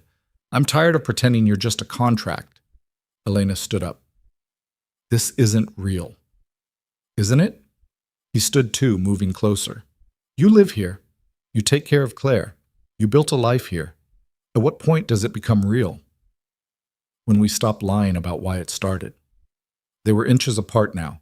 Elena could feel her pulse hammering. Then let's stop lying, Adrian said quietly. He kissed her. Not like at the wedding, brief and performative. Really kissed her, deep and desperate and real. For a second, Elena froze. Then she kissed him back. When they broke apart, they were both breathing hard. This is a mistake, Elena whispered. Probably. We can't. I know. But neither of them moved. The spell broke when they heard footsteps. Margaret appeared in the doorway, stopping short when she saw them. Oh, sorry, I thought, I'll just... She disappeared. Elena stepped back. I should go to bed, but... Elena should... Good night, Adrian. She practically ran upstairs. In her suite, she pressed her back against the door and touched her lips. Everything had just changed, and she had no idea what to do about it. Elena avoided Adrian for 3 days. It wasn't hard. He had back-to-back meetings in New York. She had her program and her father's physical therapy appointments to coordinate. They texted about logistics, Claire's schedule, household things, but nothing personal. Nothing about the kiss. On Thursday morning, Elena was helping her father through stretches when he said, You're hiding. I'm right here. From him, the husband. Elena didn't bother denying it. It's complicated. You said that already. Her father grunted through a leg lift. Complicated how? We weren't supposed to. It was supposed to stay simple. Nothing about marriage is simple, kiddo, fake or otherwise. You're not helping. He lowered his leg and looked at her. Do you want my advice or do you want me to shut up? Both? Too bad. Here it is. Whatever you're running from, you can't run forever. Not when you live in the same house. He was right. Elena hated that he was right. That night, Adrian came home. Elena heard the car in the driveway around 8. She was in the music room with Claire, running through scales. Claire had gotten good fast. Her fingers moved across the keys with growing confidence. That's perfect, Elena said. Try it again, a little faster. Claire played the scale again. Behind them, the door opened. Hi, Dad, Claire said without stopping. Hey, sweetheart. Adrian's voice was warm when he spoke to his daughter, different from the cold businessman tone he used everywhere else. Elena didn't turn around, kept her eyes on Claire's hands. How was New York? Claire asked. Boring. Lots of meetings. Did you bring me anything? Maybe. Claire grinned and played a triumphant chord. Can I see? After practice. Claire sighed dramatically but kept playing. Elena finally risked a glance back. Adrian stood in the doorway, still wearing his suit, tie loosened. He looked tired. Their eyes met for half a second before Elena looked away. 5 more minutes, Elena told Claire. Then we'll work on that new piece. Adrian left. Elena heard his footsteps fade down the hallway. When Claire's lesson ended, Elena walked her upstairs to Rachel. Then she stood in the hallway trying to decide if she should go to her suite or deal with the inevitable conversation. Her father's voice echoed in her head. Can't run forever. She found Adrian in his study, jacket off, sleeves rolled up, staring at his computer screen like it had personally offended him. "Can we talk?" Elena asked from the doorway. He looked up. "Yeah, come in." She closed the door behind her and sat in the chair across from his desk. For a moment, neither spoke. "About the other night." They both started at the same time. Adrian gestured. "You first." "I don't know what that was," Elena said. "The kiss. I don't know if it was real or if we just got caught up in the moment or—" "It was real," Adrian interrupted. "You don't know that." "I know what I felt." Elena's chest tightened. "We can't do this." "Why not?" "Because we have a contract, an arrangement. We agreed to terms." "Fuck the terms," Adrian said, echoing his words from the kitchen. "People change. Situations change." "Not like this. Not this fast." "It's been 2 months, Elena. That's not fast. It's not long enough to— To what? Fall for someone?" Adrian leaned back in his chair. "I'm not saying I'm in love with you. I'm saying I like you. I like having you here. I like who Claire is becoming around you. I like the way you call me out when I'm being an ass. And yeah, I'm attracted to you. Is that really so terrible?" Elena's hands were shaking. "We weren't supposed to feel anything." "Well, I do. And unless I'm completely misreading this, you do too." She wanted to deny it. The words were right there, but they stuck in her throat because he was right. Somewhere between the awkward dinners and Claire's piano lessons and late-night conversations over ice cream, she'd started feeling things she had no business feeling. "This is a bad idea," she said finally. "Probably. We'll ruin everything." "Maybe." "Then why are we even talking about this?" Adrian stood, walked around the desk, sat on the edge of it so he was closer to her. "Because I'm tired," he said quietly. "I'm tired of pretending you're just a business arrangement. I'm tired of separate bedrooms and careful distance and acting like we're strangers who happen to share an address." "That's what we are." "No, it's what we were." He reached out, hesitated, then took her hand. "I'm not asking you to love me, Elena. I'm just asking you to stop pretending you don't feel anything." His hand was warm, solid, real. Elena looked down at their joined hands. "If we do this, if we try, and it falls apart, we can't just walk away. We're legally married. Claire's attached to me. My father's living here. It's messy. Everything worth having is messy." "That's a terrible argument. It's the only one I've got." She laughed despite herself. "You're really bad at this." "At what?" "Convincing someone to take a chance on you." "Is it working?" Elena met his eyes, saw vulnerability there she'd never noticed before. This man who commanded boardrooms and made billion-dollar decisions was sitting here asking her to give him a chance like a nervous teenager. "I don't know," she admitted. "I need time to think." "Okay. Okay? Yeah." Adrian squeezed her hand once, then let go. "Take your time. I'm not going anywhere." The gala was Vivian's idea. Some charity event for arts education, perfectly aligned with Elena's nonprofit, which meant refusing to attend would look suspicious. The invitation arrived on thick cardstock with elegant calligraphy. Black tie. The Four Seasons. All of Boston's elite would be there. "I hate these things," Elena muttered, staring at the invitation. Margaret, who'd been arranging flowers nearby, smiled. "Mr. Ashford hates them too. You'll suffer together." "That's romantic." "Isn't it?" The night of the gala, Elena stood in front of her closet in a panic.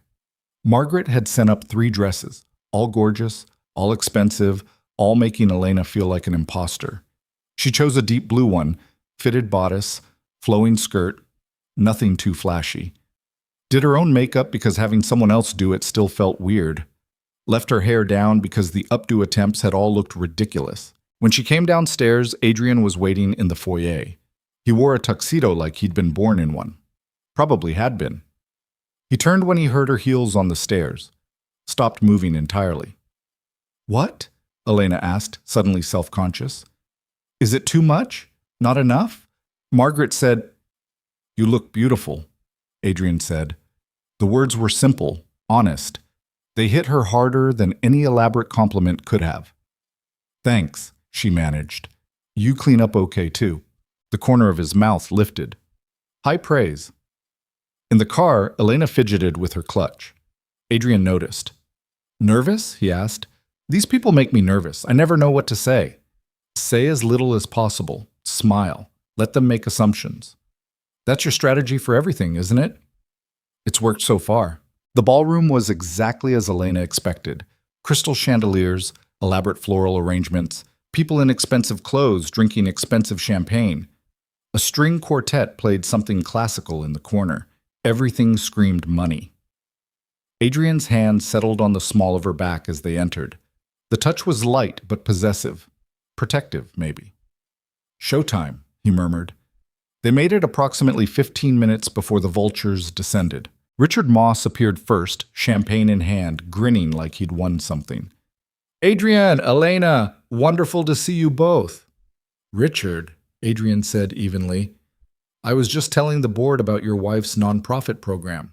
Very impressive. Teaching underprivileged children, correct? Kids who can't afford private lessons, Elena corrected. Not underprivileged, just kids. Richard blinked. Right, of course. Still, very charitable work. It's not charity, it's education. Adrian's hand pressed slightly firmer against her back. Warning or support, Elena couldn't tell. Well, however you frame it, it's admirable, Richard said. Adrian, we should discuss the quarterly reports. Do you have a moment? Not right now. It'll just take... I said, not right now. Adrian's voice carried an edge that made Richard step back. Of course. Later then. Richard disappeared into the crowd. Elena exhaled. I shouldn't have snapped at him. He's an idiot. You were fine. He's on your board. He's still an idiot. They grabbed drinks and tried to blend into the crowd, but people kept approaching. Business associates, society types. Everyone wanted to meet the mysterious woman who'd married Adrian Ashford. Elena smiled until her face hurt, answered questions with carefully neutral responses, laughed at jokes that weren't funny. Then Sophia appeared. She wore red, a dress so perfectly tailored it looked painted on. Her smile was sharp as glass. Elena, she said, what a beautiful dress. Is it borrowed? Adrian's jaw tightened, but Elena spoke before he could. No, it's mine. How lovely. You're adapting well to your new circumstances. I'm trying. Sophia sipped her champagne, eyes calculating. I have to admit I was surprised when I heard about the wedding, so sudden, so unexpected. When you know, Elena said, echoing Adrian's words from weeks ago. Do you? Sophia's gaze shifted to Adrian. No, I mean, really know him? Sophia, Adrian said quietly, don't. I'm just making conversation. Her smile widened. After all, we're practically family now. I'm simply curious how much Elena knows about your past, about Claire's mother, about the scandal. The word hung in the air like poison. Elena kept her expression neutral even as her stomach dropped. I know enough. Do you know about the embezzlement? How she stole millions from the company? How Adrian's name was dragged through every business publication in the country? I know she hurt him, Elena said evenly. I know she's gone. That's all that matters. Something flickered in Sophia's expression. Anger, maybe. Or jealousy. How noble, she said. Defending a man you've known for what, 3 months? Sophia. Adrian's voice was cold now. This conversation is over. I'm just trying to help.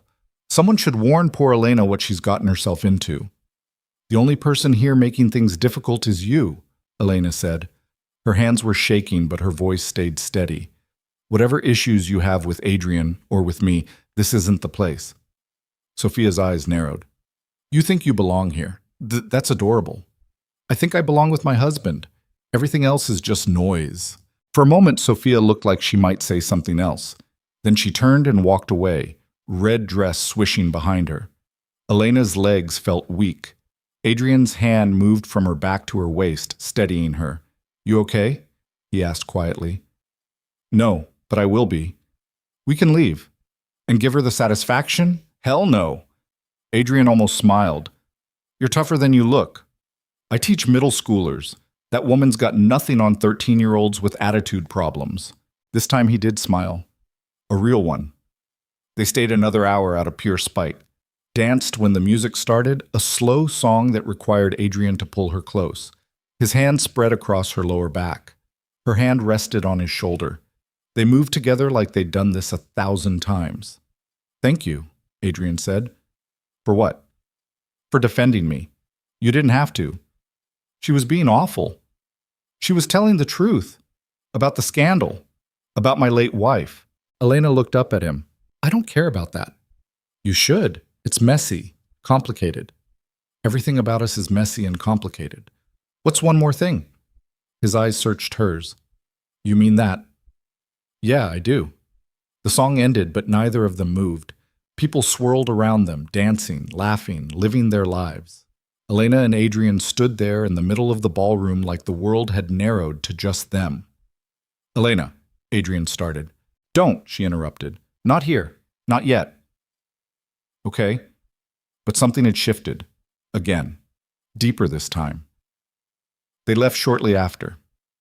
In the car, Elena leaned her head against the window and watched Boston pass by in streaks of light. "What Sophia said about Claire's mother," she said. "Is it true? The embezzlement?" Adrian was quiet for a moment. "Yes." "Do you want to talk about it?" "Not particularly." "Okay." More silence. Then, "She was smart, beautiful. Everything I thought I wanted. We got married young. I was 28, she was 26. Had Claire a year later. Everything seemed perfect." Elena waited. "Then the auditors found discrepancies," Adrian continued. "Small at first, then bigger. Millions moving through shell companies, all traced back to her. She denied it, swore she was being framed. I believed her because I loved her. But she wasn't being framed. No. She'd been stealing from the company for 3 years, planning to disappear with the money and Claire. I only found out because she got sloppy." Elena's chest hurt. "What happened?" "Lawyers, investigations, media circus. The whole thing went public. Every business publication ran stories about the tech CEO who couldn't manage his own wife. The board wanted me out. But you stayed." "Barely. I had to grovel. Make promises. Prove I could separate personal from professional." Adrian's hands tightened on his knees. 2 weeks before the trial was supposed to start, she died. Car accident on Route 2. Single vehicle. No witnesses. "I'm sorry." "Don't be. The insurance investigation found brake fluid in her system. High amounts. She'd been planning it for days." Elena's breath caught. "She killed herself. The official report said accidental overdose combined with reckless driving. But I know better. She knew she was going to prison, knew she'd lose everything, so she made a choice. That's not your fault. I know that, logically, but Claire lost her mother. My reputation was destroyed. The company nearly collapsed, all because I didn't see who she really was." Elena reached over and took his hand. "You can't blame yourself for being betrayed. Can I?" He looked at her. "I trusted the wrong person. Let her into every part of my life, and she almost destroyed everything." The words felt heavy with meaning. Elena understood what he wasn't saying. The trusting her, letting her in, terrified him. "I'm not her," Elena said quietly. "I know." "Do you?" Adrian squeezed her hand. "I'm trying to." When they got home, Elena walked Adrian to his suite. They stood outside his door like awkward teenagers after a first date. "Tonight was," Adrian started. "A lot," Elena finished. "Yeah, but good. Parts of it were good." "The part where my cousin tried to humiliate you? The part where you smiled. Really smiled. That was good." Adrian's expression softened. "You make me want to try again. Being happy. Being open. All the things I shut down after everything fell apart." "That's terrifying," Elena admitted. "Yeah, it is." They stood there inches apart, not touching but not quite separate either. "Good night, Adrian," Elena said finally. "Good night." She turned to leave. His hand caught hers. "Elena." She looked back. "I'm glad you're here," he said. "In my life. In this house. I know that wasn't part of the deal, but I'm glad anyway." Her throat tightened. "I'm glad too." He let her go. She walked down the hallway to her suite, closed the door behind her. leaned against it, and tried to catch her breath. Everything was changing so fast. The breaking point came 2 weeks later, not with a fight or a grand gesture, with a storm. Adrian had planned a weekend at the family beach house in Nantucket, something about needing to check on the property before winter. Claire was staying with friends for a sleepover. Elena's father was stable enough to be left with nurses for a few days. "Come with me," Adrian had said. "It's beautiful out there. Quiet." Elena had agreed before thinking too hard about what being alone with Adrian for an entire weekend might mean. They took Adrian's boat Friday afternoon. The water was choppy, November wind already carrying the bite of winter. The beach house sat on a cliff overlooking the Atlantic, gray shingles, white trim, windows facing the endless ocean. Inside was different from the Beacon Hill mansion, smaller, cozier, worn furniture that looked actually lived in, photos on the walls, family pictures going back generations. "My grandparents built this place," Adrian said, setting their bags down. "I spent every summer here as a kid. It's beautiful. It's falling apart. Needs repairs I keep putting off." They spent Friday evening cleaning up, dusting surfaces, airing out rooms, starting a fire in the massive stone fireplace, cooking dinner together in the small kitchen. It felt domestic, normal, like they were actually married instead of playing pretend. That night, Elena lay in the guest room listening to waves crash against rocks below. Sleep wouldn't come. She got up around midnight and found Adrian on the deck, wrapped in a jacket, staring at the dark ocean. "Can't sleep?" she asked. "Never can out here. Too quiet after the city." Elena joined him at the railing. The wind whipped her hair around. Salt spray stung her eyes. "It's not quiet," she said. "Listen." Adrian listened. Waves, wind, the creak of the house settling. "Okay, not quiet," he amended. "Different. I like it." "Yeah? Yeah. Boston never stops humming. This actually feels peaceful." They stood there in comfortable silence until the temperature dropped and they went back inside. Saturday morning broke gray and threatening. By afternoon, rain hammered the windows. The weather report warned of severe storms, potential power outages, flooding, unsafe conditions. "We should head back," Adrian said, checking his phone. "The forecast says it's worse on the mainland. We might be safer staying. If the power goes out, we have a fireplace, candles. We'll be fine." Adrian looked skeptical but didn't argue. The storm hit hard around 6. Wind screamed around the house. Rain came sideways. The lights flickered once, twice, then died. "Perfect," Adrian muttered. Elena lit candles. They ate a cold dinner of bread, cheese, and the wine Adrian found in the cellar. The fireplace provided enough warmth to keep the main room comfortable. "Tell me something," Elena said. They were sitting on the floor in front of the fire, backs against the couch. The bottle of wine sat between them, half empty. "Like what?" Adrian asked. "Something real. Something you've never told anyone." "That's a dangerous game." "I'll go first." Elena took a sip of wine. "I wanted to be a concert pianist. That was my dream as a kid. Juilliard, Carnegie Hall, the whole thing." "What happened?" "Reality. I wasn't good enough. I loved music, but I didn't have that extra something, that spark that makes someone exceptional instead of just competent. So I became a teacher instead." "That's not settling. Teaching matters." "I know, but sometimes I wonder what if, what if I'd been good enough?" Adrian was quiet for a moment. Then, "I wanted to be a musician too, jazz guitar. Drove my father insane. He wanted me in business, said music was a hobby, not a career." "Did you fight him on it?" "For about 6 months, then he died. Heart attack at 52. Left me the company and all the responsibility that came with it. I was 23. Adrian stared into the fire. "I haven't picked up a guitar in 10 years. "That's sad. That's life." "It doesn't have to be." He looked at her. "What do you mean?" "I mean, you're a billionaire. You can do whatever you want. If you want to play guitar, play guitar." "It's not that simple." "Why not?" "Because I have responsibilities, a company, employees, Claire. I can't just..." "Live your life?" Elena interrupted. "Yes, you can. You're allowed to have things that make you happy." "Are you happy?" Adrian asked. "Teaching other people's kids instead of performing?" The question caught her off guard. "I don't know. I thought I was. Before all this." "And now?" Now everything's different. I don't know what happy looks like anymore." The fire crackled. Outside, the storm raged. "I'm terrified of you," Adrian said suddenly. Elena's heart stuttered. "What?" "You. This. The way I feel when you're around. It terrifies me." "Why?" "Because the last person I let in destroyed everything. And you could do so much worse." "I wouldn't." "You could," Adrian insisted. "You're in my house, around my daughter. You know about the company, the scandal, all of it. You could wreck me without even trying." "But I won't." "How do I know that?" Elena turned to face him fully. "You don't. That's what trust is. Taking the risk anyway. I'm not good at risk, not with people." "Neither am I. But here we are." Adrian's eyes searched hers. "What are we doing, Elena?" "I don't know." "That's not an answer." "It's the only one I have."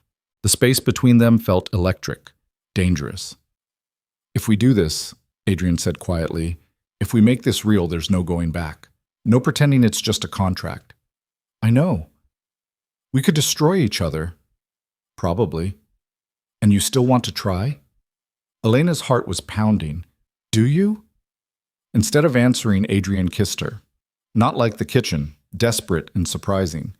This was different, slower, deliberate, like he was giving her time to pull away. She didn't. Elena kissed him back, hands fisting in his shirt, pulling him closer. Adrian's hand cupped her face, thumb brushing her cheekbone. The kiss deepened, intensified. When they broke apart, both breathing hard, Adrian rested his forehead against hers. "Stay with me tonight," he said. "Not in the guest room. With me." "Adrian, I'm not asking for forever, just tonight, just this." Elena knew this was the point of no return. Once they crossed this line, everything would change. The contract would mean nothing. The carefully maintained distance would collapse. But she was so tired of being careful. "Okay," she whispered. They moved to the master bedroom, a room with windows overlooking the storm-dark ocean. Adrian lit more candles. The flickering light cast shadows across his face as he turned to her. "We can stop," he said. "Anytime. Just say the word." "I don't want to stop." He kissed her again and again, until thinking became impossible and all that existed was sensation and want, and the man in front of her who'd somehow become everything she hadn't known she needed. Later, much later, Elena lay in Adrian's arms listening to his heartbeat slow to normal. Rain still battered the windows. The storm showed no signs of stopping. "I'm scared," she admitted into the darkness.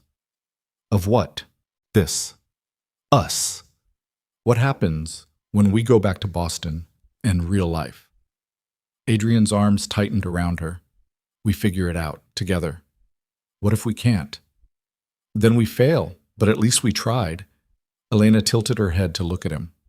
"You really believe that?" "I'm starting to." She kissed him, soft and brief. "What was that for?" Adrian asked. "For trying. For letting me in. For being brave enough to risk this." "I'm not brave. I'm terrified." "That's what makes it brave."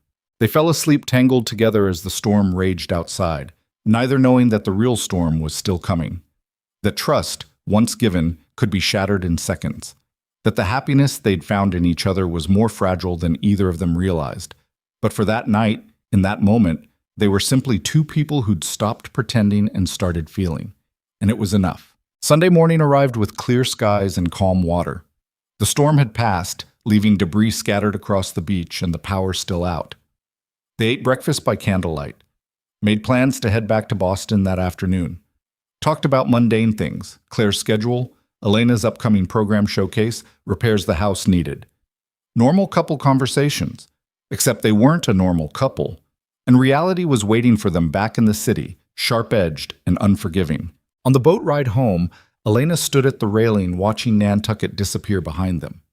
Adrian joined her, hand settling on her lower back like it belonged there. "Regrets?" he asked. "No? You?" "No." "What happens now?" Adrian was quiet for a moment. "We keep going. See where this takes us." "That's not very specific." "I know, but it's all I've got." Elena leaned against him. He wrapped an arm around her shoulders. They had no idea that in 3 days, everything would shatter. That trust was about to be tested in ways neither of them could imagine.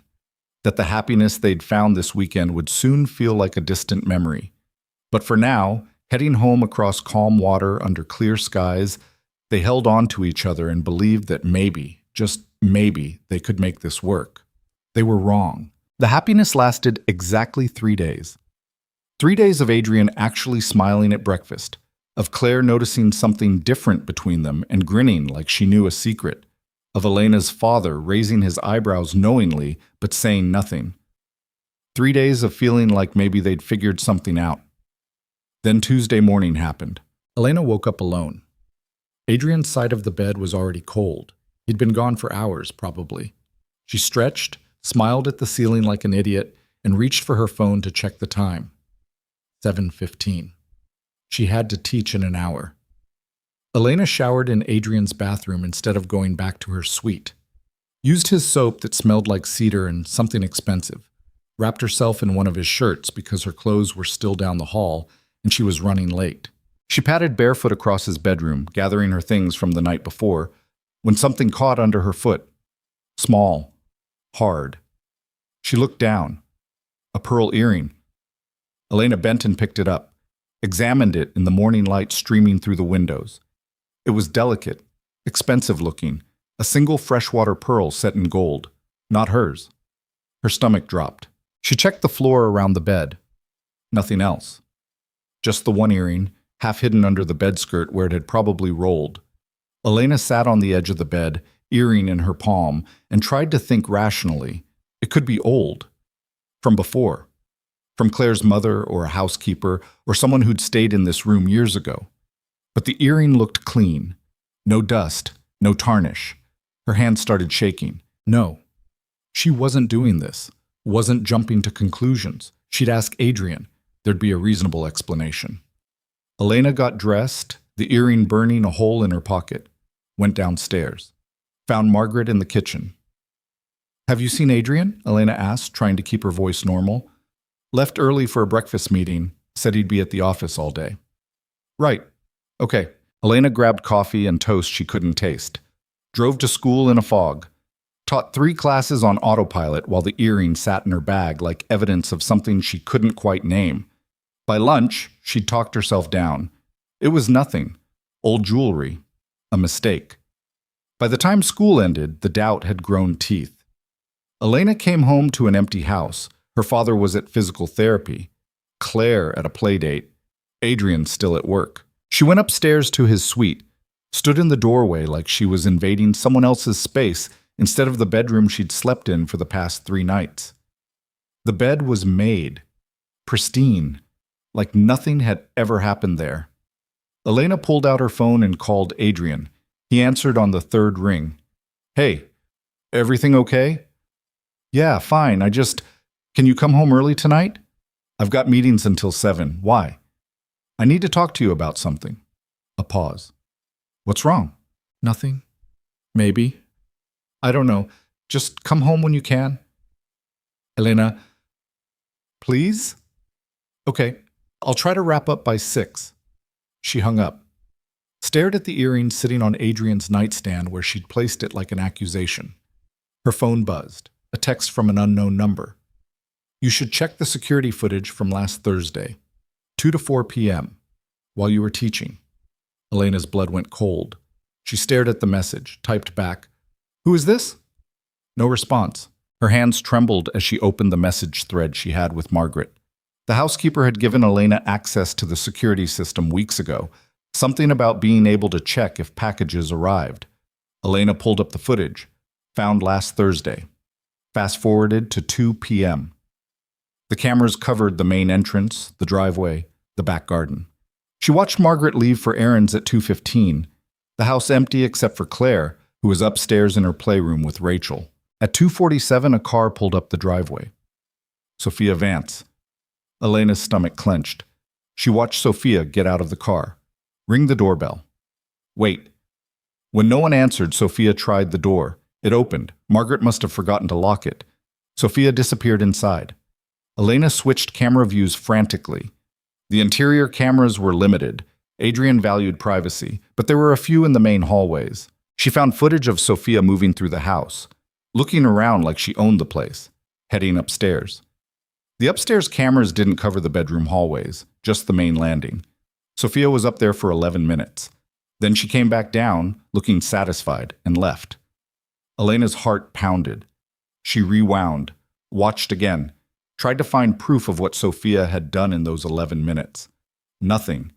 No cameras in the bedrooms. No way to prove... Wait. Elena switched to the exterior cameras, zoomed in on Sophia's car, caught a glimpse of her face as she drove away. She was smiling. Elena's phone buzzed again, another text from the same unknown number. She planted it. The earring.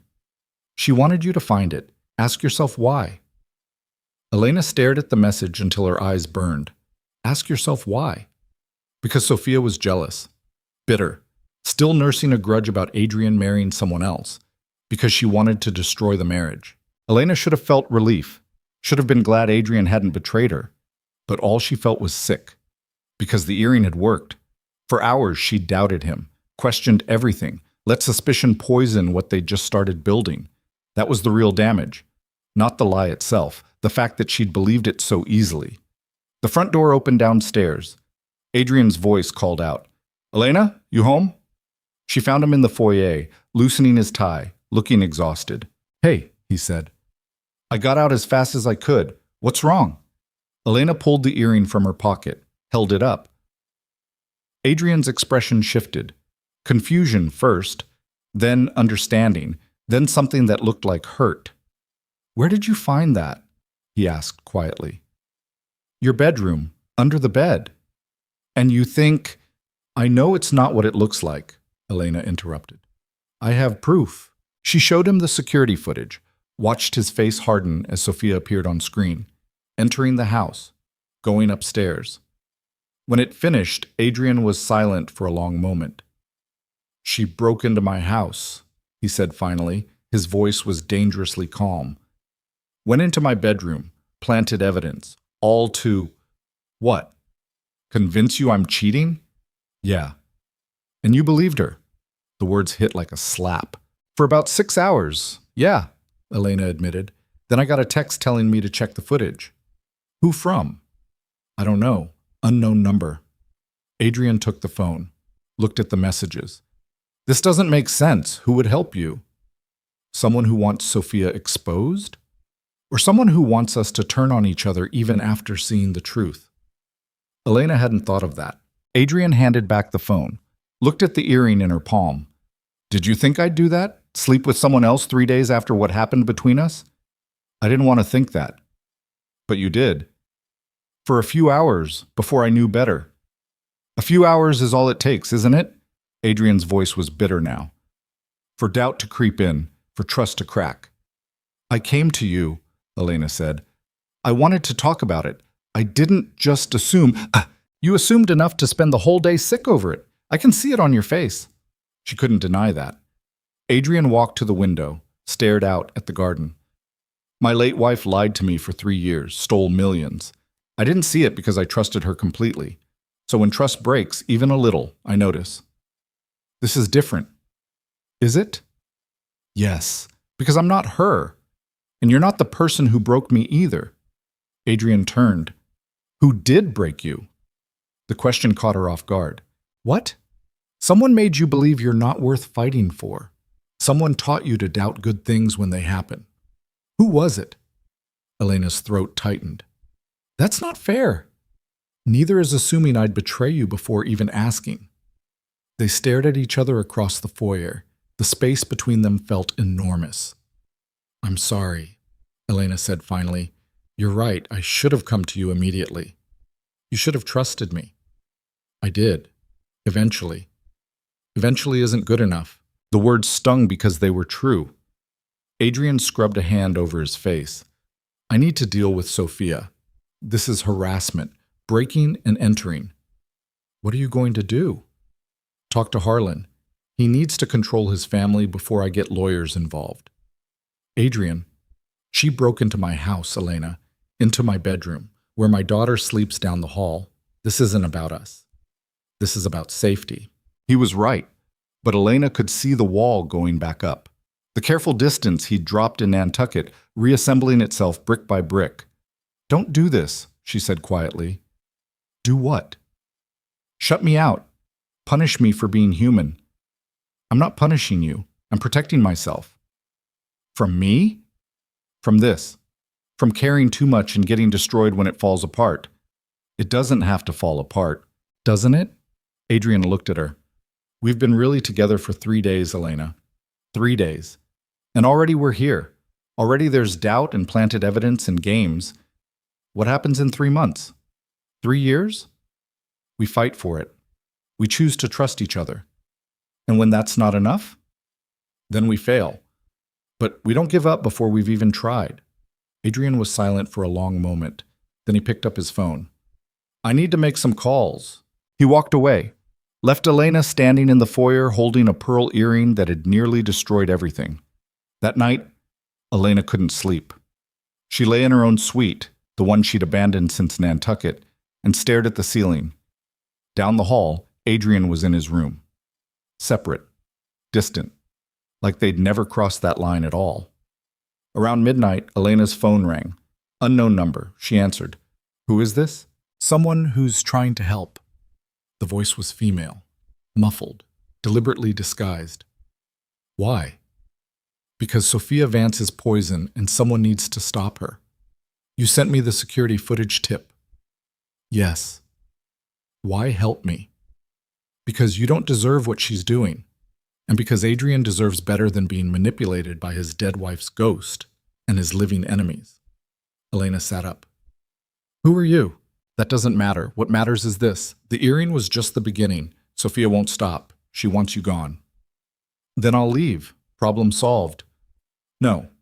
If you leave, she wins, and then she'll go after Adrian, use Claire, destroy everything he's built out of spite. Why do you care? A pause. Because I owe him. That's all you need to know. Give me something real, some proof you're not just stirring up more drama. Check your email. I'm sending you something. It's from 2 months ago, before you even married Adrian. Proof that Sophia's been planning this since the engagement was announced. The line went dead. Elena checked her email. 3 minutes later, a message appeared from a burner address. No subject line, just a PDF attachment. She opened it. Email screenshots, text messages, all from Sophia to someone named Marcus, discussing the marriage, calling Elena a gold-digging nobody, planning ways to expose the arrangement and get rid of the liability. The messages were dated from August through October, weeks of planning, weeks of venom. In one message, Sophia wrote, "Once I prove the marriage is fake, the board will force Adrian out.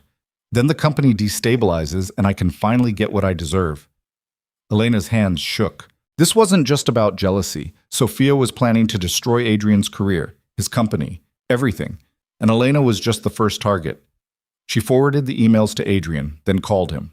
He answered immediately. "What's wrong?" "Check your email, right now." She heard him moving, the click of a laptop opening, silence while he read. Then, "Where did you get these?" "The same person who told me about the security footage. I don't know who they are." "These could be faked." "Could be, but why would someone go to the trouble?" Adrian was quiet. "This is bad, Elena." "I know." "If she's planning to go after the company, to claim the marriage is fraudulent, then we need to prove it's not." "How?" "By making it real, officially. No more contracts, no more arrangements, just a real marriage." Adrian didn't respond. "Adrian? That's not... We can't just... Why not? We're already living like we're married. Claire thinks we're together. Your father thinks we're together. We've been sleeping together. What's the difference?" "The difference is intent. The difference is that we started this as a lie, and now we make it true. You're talking about throwing away the exit clause, the settlement, the entire agreement. I'm talking about choosing each other for real instead of hiding behind paperwork." She heard him breathing on the other end of the line. "I need to think," he said finally. "How long?" "I don't know. It's a lot. Sophia won't wait for you to be ready." "I know. Then what do we do?" I'll talk to my lawyers, figure out our options. Elena's chest hurt. That's your answer? Lawyers? It's the smart answer. And what about the brave answer? I don't have one of those right now. She hung up. The next morning, Elena woke to chaos. Her phone was blowing up. Texts, missed calls, voicemails. She grabbed it. The first text was from her friend David at school. WTF Elena. Call me. She opened her news app. The headline made her stomach drop. Tech CEO Adrian Ashford's marriage, a sham? Sources claim wife paid 6 figures to fake relationship. The article was brutal. Anonymous sources claiming the marriage was transactional, that Elena had been hired to play the role of wife, that Adrian's late wife's scandal had made him desperate for respectability. No proof, just speculation and anonymous quotes. But it was enough. Elena's hands shook as she scrolled.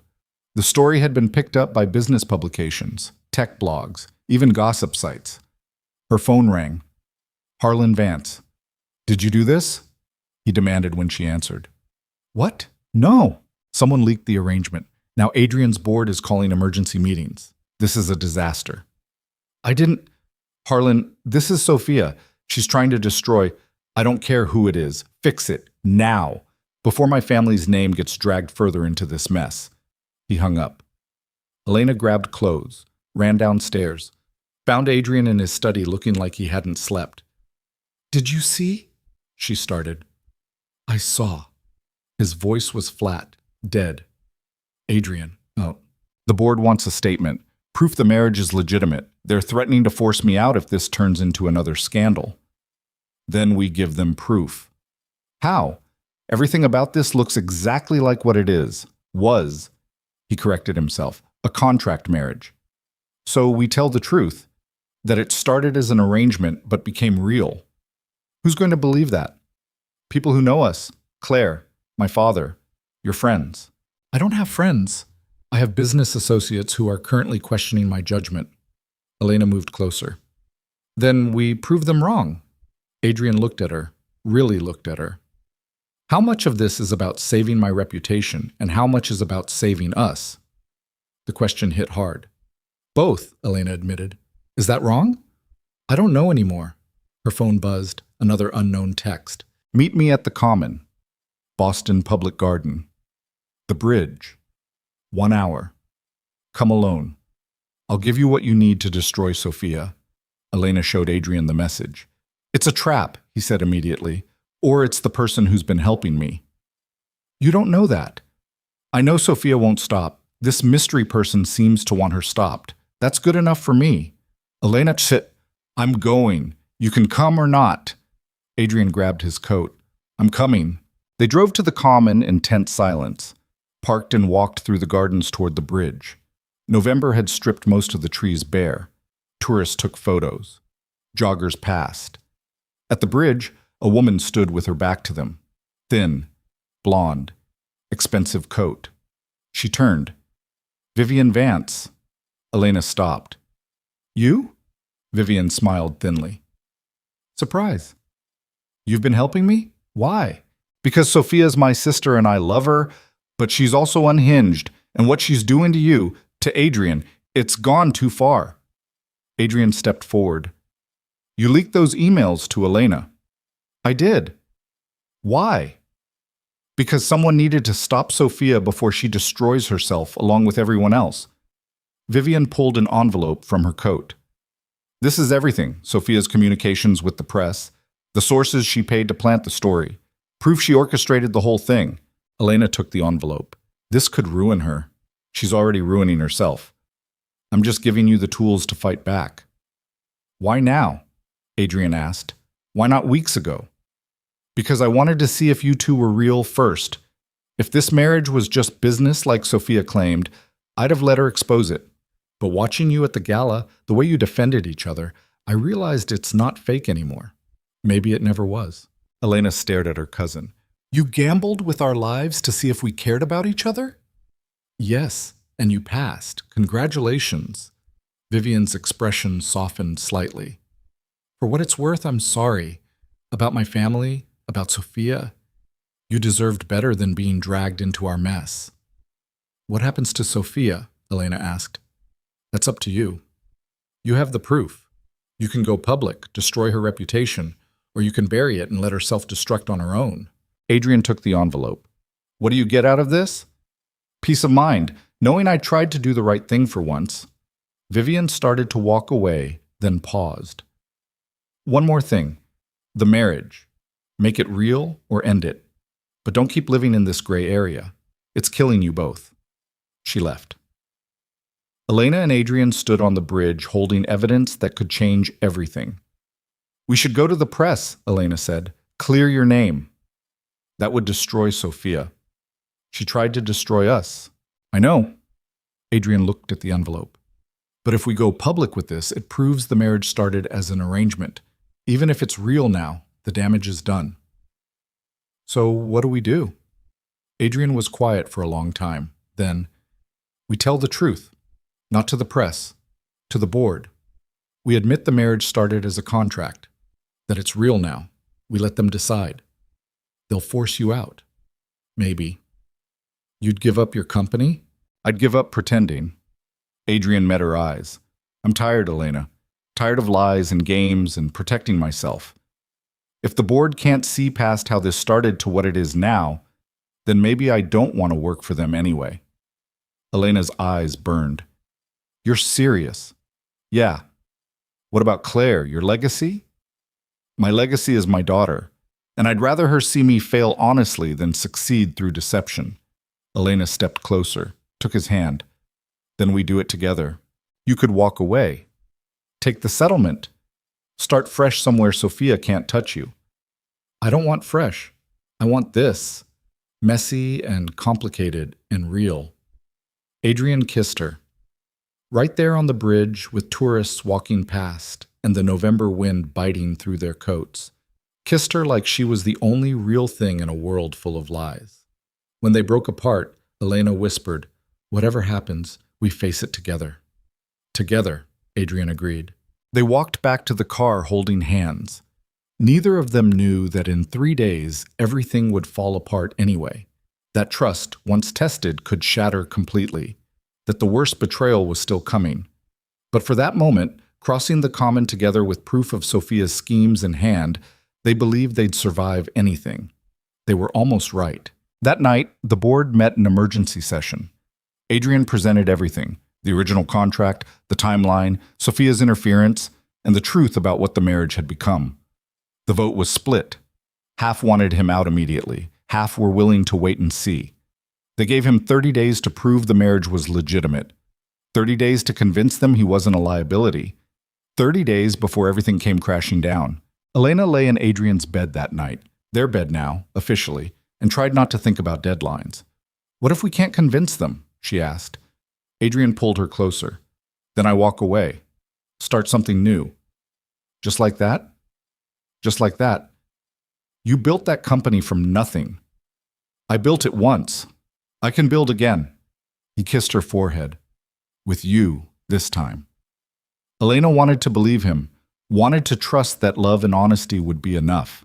But in the back of her mind, a voice whispered that they were running out of time, and the worst was yet to come. The 30 days felt like both forever and no time at all. Elena threw herself into proving the marriage was real. Joint bank accounts, updated insurance policies, 1,000 small domestic details that built a paper trail of legitimate partnership. Adrian did the same, though she could see the strain wearing on him: board meetings that ran late, tense phone calls, the weight of potentially losing everything he'd built. But they were happy. That was the strange part. Despite the deadline hanging over them, despite Sophia's continued harassment through lawyers and leaked stories, despite the media circus that had turned their private life into public spectacle, they were actually happy. Claire noticed, started calling Elena Mom, sometimes, casually, like it was the most natural thing in the world. Elena's father recovered enough to move back to his own apartment, but he visited twice a week for dinner and piano sessions with his granddaughter. It felt like a real family, like a real life. Which made what happened 3 weeks into their 30-day deadline so much worse. Elena came home from teaching on a Thursday afternoon to find Adrian's car already in the driveway. Strange. He usually worked until 7. Inside, the house was quiet. Too quiet. "Adrian," she called. No answer. She found Margaret in the kitchen, face pale. "What's wrong?" Elena asked immediately. "Mr. Ashford is in his study. He asked not to be disturbed." "What happened?" Margaret hesitated. "I think you should ask him." Elena's stomach dropped. She took the stairs 2 at a time, her teaching bag forgotten by the door. Adrian's study door was closed. She knocked. "I said I didn't want to be—" "It's me." Silence. Then, "Come in." He sat at his desk, laptop open, face ashen. A glass of scotch sat untouched beside him. "What happened?" Elena asked, closing the door behind her. Adrian turned the laptop toward her. "Watch." The video was 47 seconds long. It showed Adrian, unmistakably Adrian, in their bedroom, with Sophia. The footage was grainy, shot from a weird angle, but the figures were clear enough. His voice, her body, their bed. Intimate, damning, devastating. Elena's legs went weak. She gripped the edge of the desk. "When—" she started, but her voice cracked. "It's fake," Adrian said immediately. "Elena, look at me. It's fake." She couldn't look at him, couldn't tear her eyes away from the screen. "The timestamp says last Tuesday," Adrian continued. "I was in New York all day Tuesday. I have phone records, credit card receipts, witnesses. This video is fabricated. It looks real. It's deep fake technology. Sophisticated but fake. My lawyers are already analyzing it." Elena finally looked at him. "Who sent this?" "It's being shopped to media outlets. 3 different publications contacted my PR team within the hour. Someone's trying to release it publicly." "Sophia." "Probably. Though this level of technology requires serious money and expertise. She's got help." Elena sank into the chair across from him. Her hands wouldn't stop shaking. "Even if it's fake," she said quietly, "even if we can prove it's fake, the damage is done. People will see this. They'll wonder." "I know. The board will use this as justification to force you out." "I know. And I'll be the idiot wife who stayed with a cheater whether it's real or not." Adrian stood, moved around the desk, knelt in front of her chair so they were eye level. "Elena, look at me." She did. His eyes were desperate, scared. "I would never do that to you," he said. "Not with Sophia. Not with anyone. What we have, it's the only real thing in my life right now. Do you believe me?" The question hung between them. Did she believe him? 3 months ago, she wouldn't have trusted anyone this completely. Would have taken the doubt and run. Protected herself before she could get hurt. But now, "I believe you," she said. Relief flooded Adrian's face. "Thank you. But it doesn't matter what I believe if the whole world thinks you betrayed me. Then we fight back. We prove it's fake. We expose whoever's behind this." "How?" Adrian's phone rang before he could answer. He glanced at the screen. "It's my lawyer. I need to take this." Elena nodded.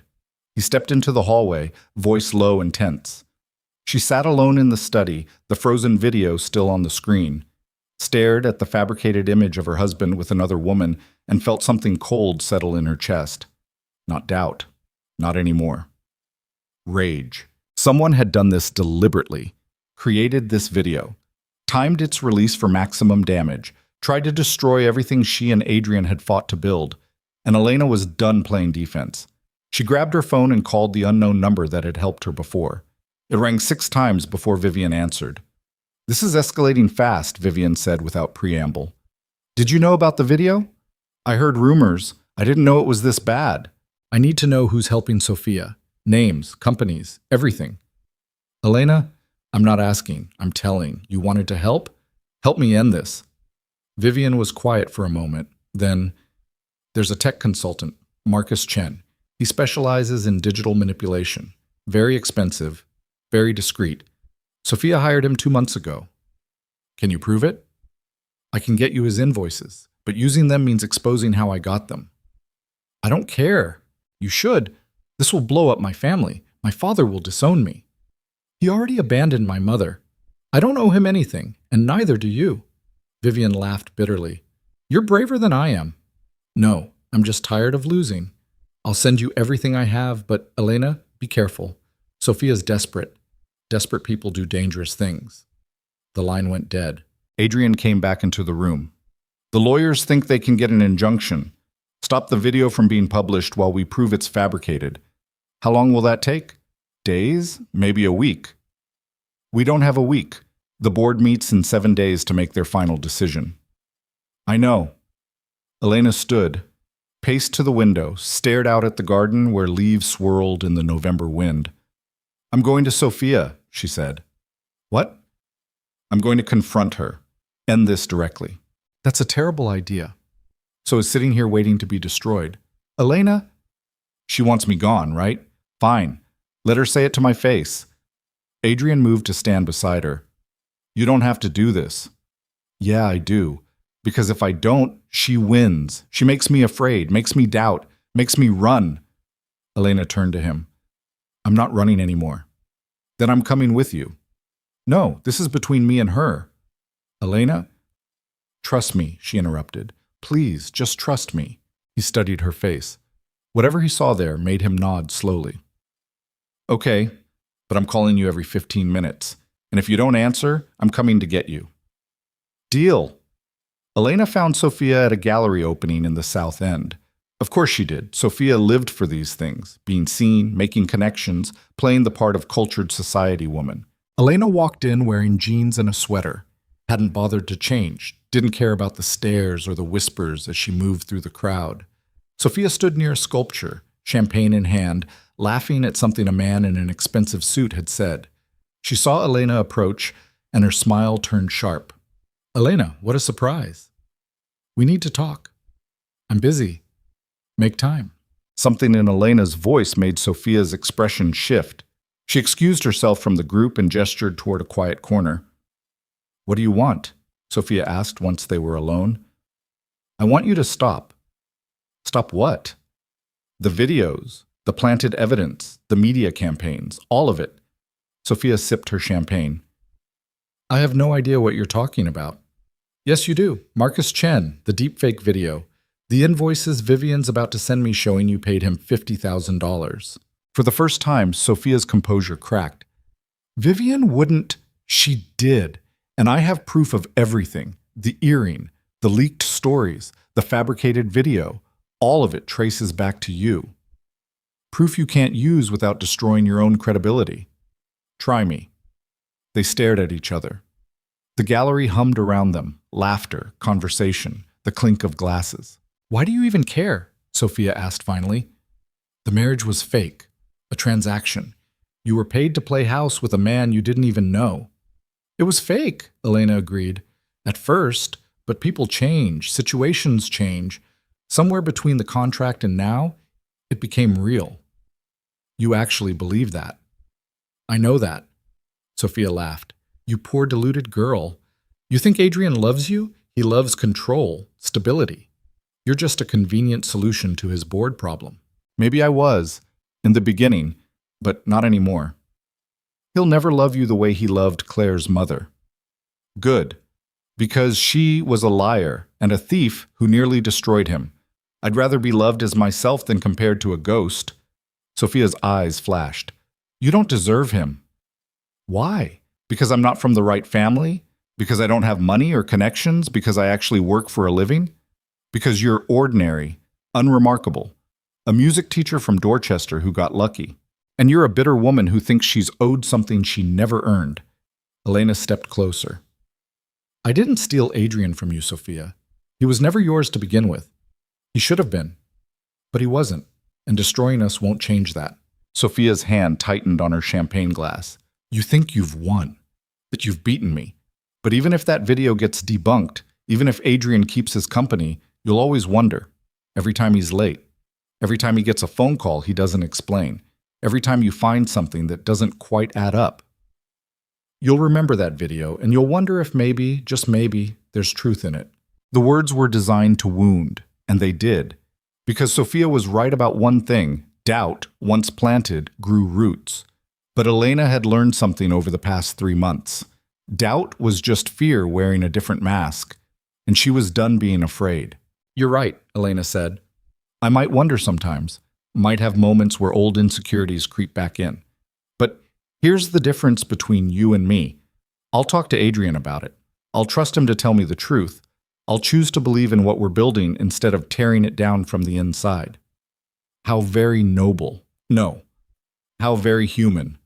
We're all scared of getting hurt, but some of us decide the risk is worth it anyway. Sophia drained her champagne, set the glass down on a nearby table with too much force.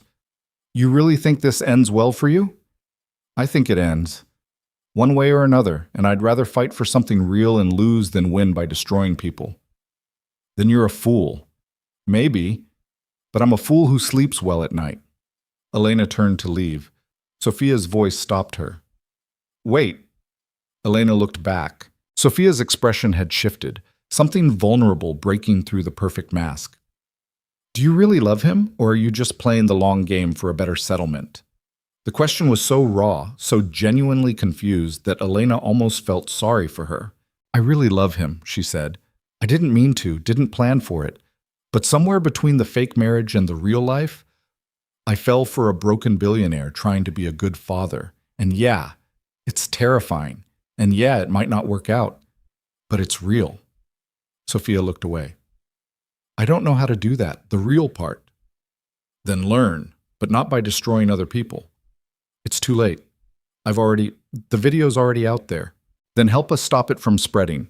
Tell the truth about Marcus Chen. Give us the original files to prove it's fabricated. Why would I do that? Because deep down, you're not actually evil, just hurt. And there's a difference. For a long moment, Sophia said nothing. Then she pulled out her phone, typed something. Elena's phone buzzed. That's Marcus's contact information, Sophia said. And a recording of me authorizing the deepfake. It should be enough to prove Adrian's innocence. Elena stared at the message. Why? Because I'm tired too. Tired of hating you, tired of being the villain in someone else's love story. Sophia's smile was sad. For what it's worth, I hope you make it. Someone should. She walked away, leaving Elena standing alone in the gallery, surrounded by art and strangers, and the strange, hollow feeling of a battle won without victory. Elena called Adrian immediately. I've got it, she said when he answered. Proof the video's fake from Sophia herself. What? How? I'll explain later. Can you get your lawyers on this tonight? Yeah, I'll call them now. Adrian? Yeah? I love you. Silence. Then, I love you too. It was the first time either of them had said it out loud. The next 72 hours were chaos. Adrian's lawyers worked around the clock. The deepfake expert they hired analyzed the video and confirmed manipulation. Sophia's recording provided the smoking gun. Marcus Chen, facing potential fraud charges, cooperated fully. By Sunday, every major publication had retracted the story, issued corrections. Some even ran pieces about the dangers of deepfake technology and digital manipulation. The board met on Monday. Adrian presented everything, the timeline, the evidence, the expert testimony. But more than that, he presented his marriage. Elena sat beside him while he explained how a contract had become real, how desperation had turned into partnership, how love had grown in unexpected places. I won't apologize for how this started, Adrian told the 12 board members, but I'll defend what it's become. My wife is the reason I'm a better CEO, a better father, a better man. And if you can't see that, if you're too focused on optics to recognize substance, then maybe this isn't the company I want to lead anyway. The vote was unanimous. Adrian kept his position, with conditions, quarterly reviews, increased transparency, a commitment to ethical business practices. He agreed to everything. Walking out of that boardroom, Elena felt lighter than she had in months. We did it, she said. Adrian pulled her close, kissed her right there in the hallway where his colleagues could see. We did. But the real ending came 3 weeks later. December had turned Boston into a Christmas card. Lights on every street, snow dusting the common, the kind of cold that bit but felt clean. Elena stood in the mansion's music room, the same room where she'd first played piano for Adrian months ago, watching Claire practice. Her father sat nearby, offering gentle corrections. Adrian leaned against the doorframe, just watching. This was her life now. Not the mansion or the money or the fancy events. This. Family, music, Ordinary moments strung together into something extraordinary. Elena? Claire called. Yeah, sweetheart? Will you play with me? Elena sat beside her on the bench. What do you want to play? The song you taught me. The pretty one. Claire de Lune. The same piece Adrian's late wife had loved, but it didn't feel like a ghost anymore, just music. They played together, Claire's small hands stumbling through the melody while Elena filled in the harmonies. Not perfect. Full of mistakes. Beautiful, anyway. When they finished, Elena's father wiped his eyes. That was lovely. You're crying, Grandpa, Claire said. Happy tears, kiddo, happy tears. That night, after Claire was in bed and Elena's father had been driven home, Elena and Adrian sat on the floor in front of the fireplace. Same spot where they'd drunk wine and played truth games months ago. Different people now. Do you ever regret it? Adrian asked. Marrying me? Elena considered the question. I regret the circumstances. I regret that my father had to get sick for us to meet. I regret the lies I had to tell, but marrying you? No, I don't regret that. Even with everything Sophia put you through? Even then. Because it taught me something. What's that? That trust isn't about never doubting. It's about choosing to believe anyway. About talking through the fear instead of running from it. She leaned against his shoulder. You taught me that. I'm pretty sure you taught me. Then we taught each other. Adrian pulled a small box from his pocket. Velvet. Clearly expensive. What's that? Elena asked. Open it. Inside was a ring. Not the simple wedding band she wore now. That had been practical, chosen quickly, more symbol than statement. This was different.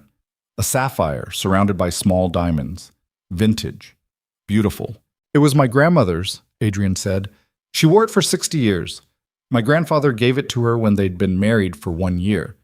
He said the first year was survival, figuring out how to live together. The second year was when you earned the right to celebrate. Elena's throat tightened. We haven't been married a year yet.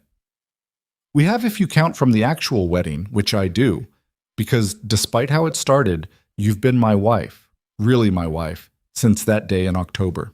He took the ring from the box, slid it onto her finger beside the wedding band. I love you, Elena Ashford. Not because we signed papers or because you saved my reputation or because Claire adores you. I love you because you make me want to be brave, because you call me out when I'm being an ass, because you choose me every day even when I give you reasons not to. Elena was crying now. I love you too, even when you're stubborn and closed off and terrible at asking for help. Especially then? Especially then. They kissed, slow and sweet.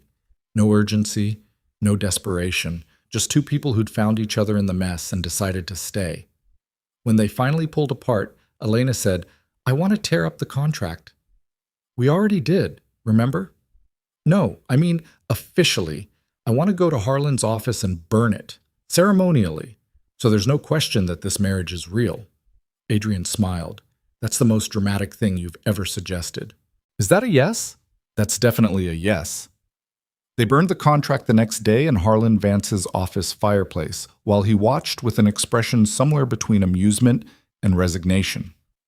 You two are insane, he said. Probably, Elena agreed. The papers curled and blackened, turned to ash, every clause about settlements and terms and exit strategies disappearing into smoke. For the record, Harlan said, I thought this would fail spectacularly. It almost did, Adrian said, but it didn't. Harlan looked at Elena. You're tougher than your mother was, tougher than I gave you credit for. Is that a compliment? As close as you'll get from me. Elena smiled. Then I'll take it. Walking out of that office, Elena felt something shift. The last thread connecting her to the transactional beginning of their marriage finally severed. What remained was choice, daily, deliberate choice to love this man and build this life. Spring came to Boston like a promise. Elena's nonprofit had expanded to 3 locations. Her father's cancer remained in remission. Claire was thriving, making friends, excelling in school, playing piano like she'd been born to it. Sophia had moved to California, started over. Sent Elena a message 6 months after everything imploded. I'm sorry for everything. I hope you're happy. Elena had written back, "I am. I hope you find your own version of that."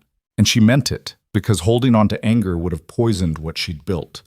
Forgiveness wasn't about excusing what Sophia had done. It was about refusing to let that damage define her future. One Saturday in May, Elena woke to sun streaming through the bedroom windows and Adrian already awake, watching her. "Creepy," she mumbled. "You snore." "I do not. Just a little. It's cute." She threw a pillow at him. He caught it, laughing. Downstairs, Claire was making pancakes with Elena's father. The kitchen smelled like butter and vanilla. The radio played jazz. It was chaotic and loud and perfect. "Morning, Mom," Claire said when Elena appeared. Mom. Not Elena anymore. Just Mom. "Morning, sweetheart. Those look amazing." "Grandpa's teaching me the recipe. He says you can never make them right." Elena's father grinned. "She's a natural, unlike some people." They ate breakfast together at the kitchen island, made plans for the day, the aquarium, maybe, or the park if the weather held. Normal family things. Adrian's phone rang. He glanced at it, then silenced it. "Work?" Elena asked. "It can wait." That was new.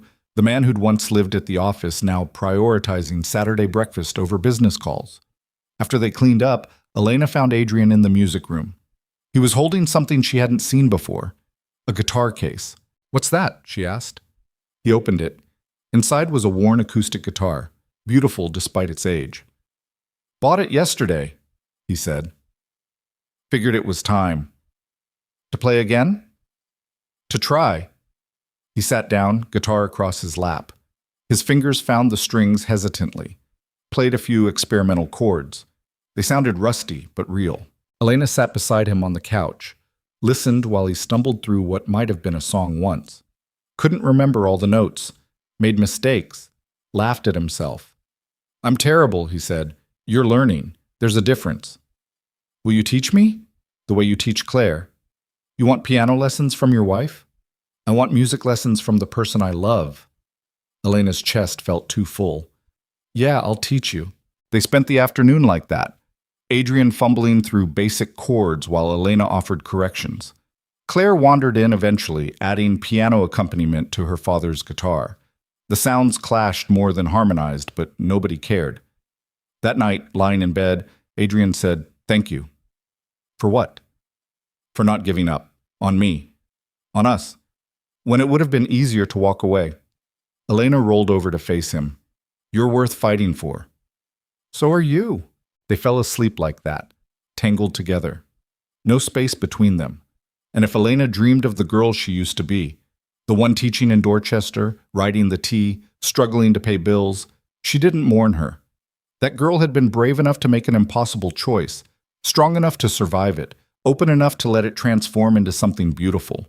Sometimes the life you didn't plan for turns out to be the one you needed all along. 6 months later, Elena stood in the backyard of the mansion watching the sun set over Boston. They were having a party. Nothing fancy, just friends and family celebrating Claire's 7th birthday.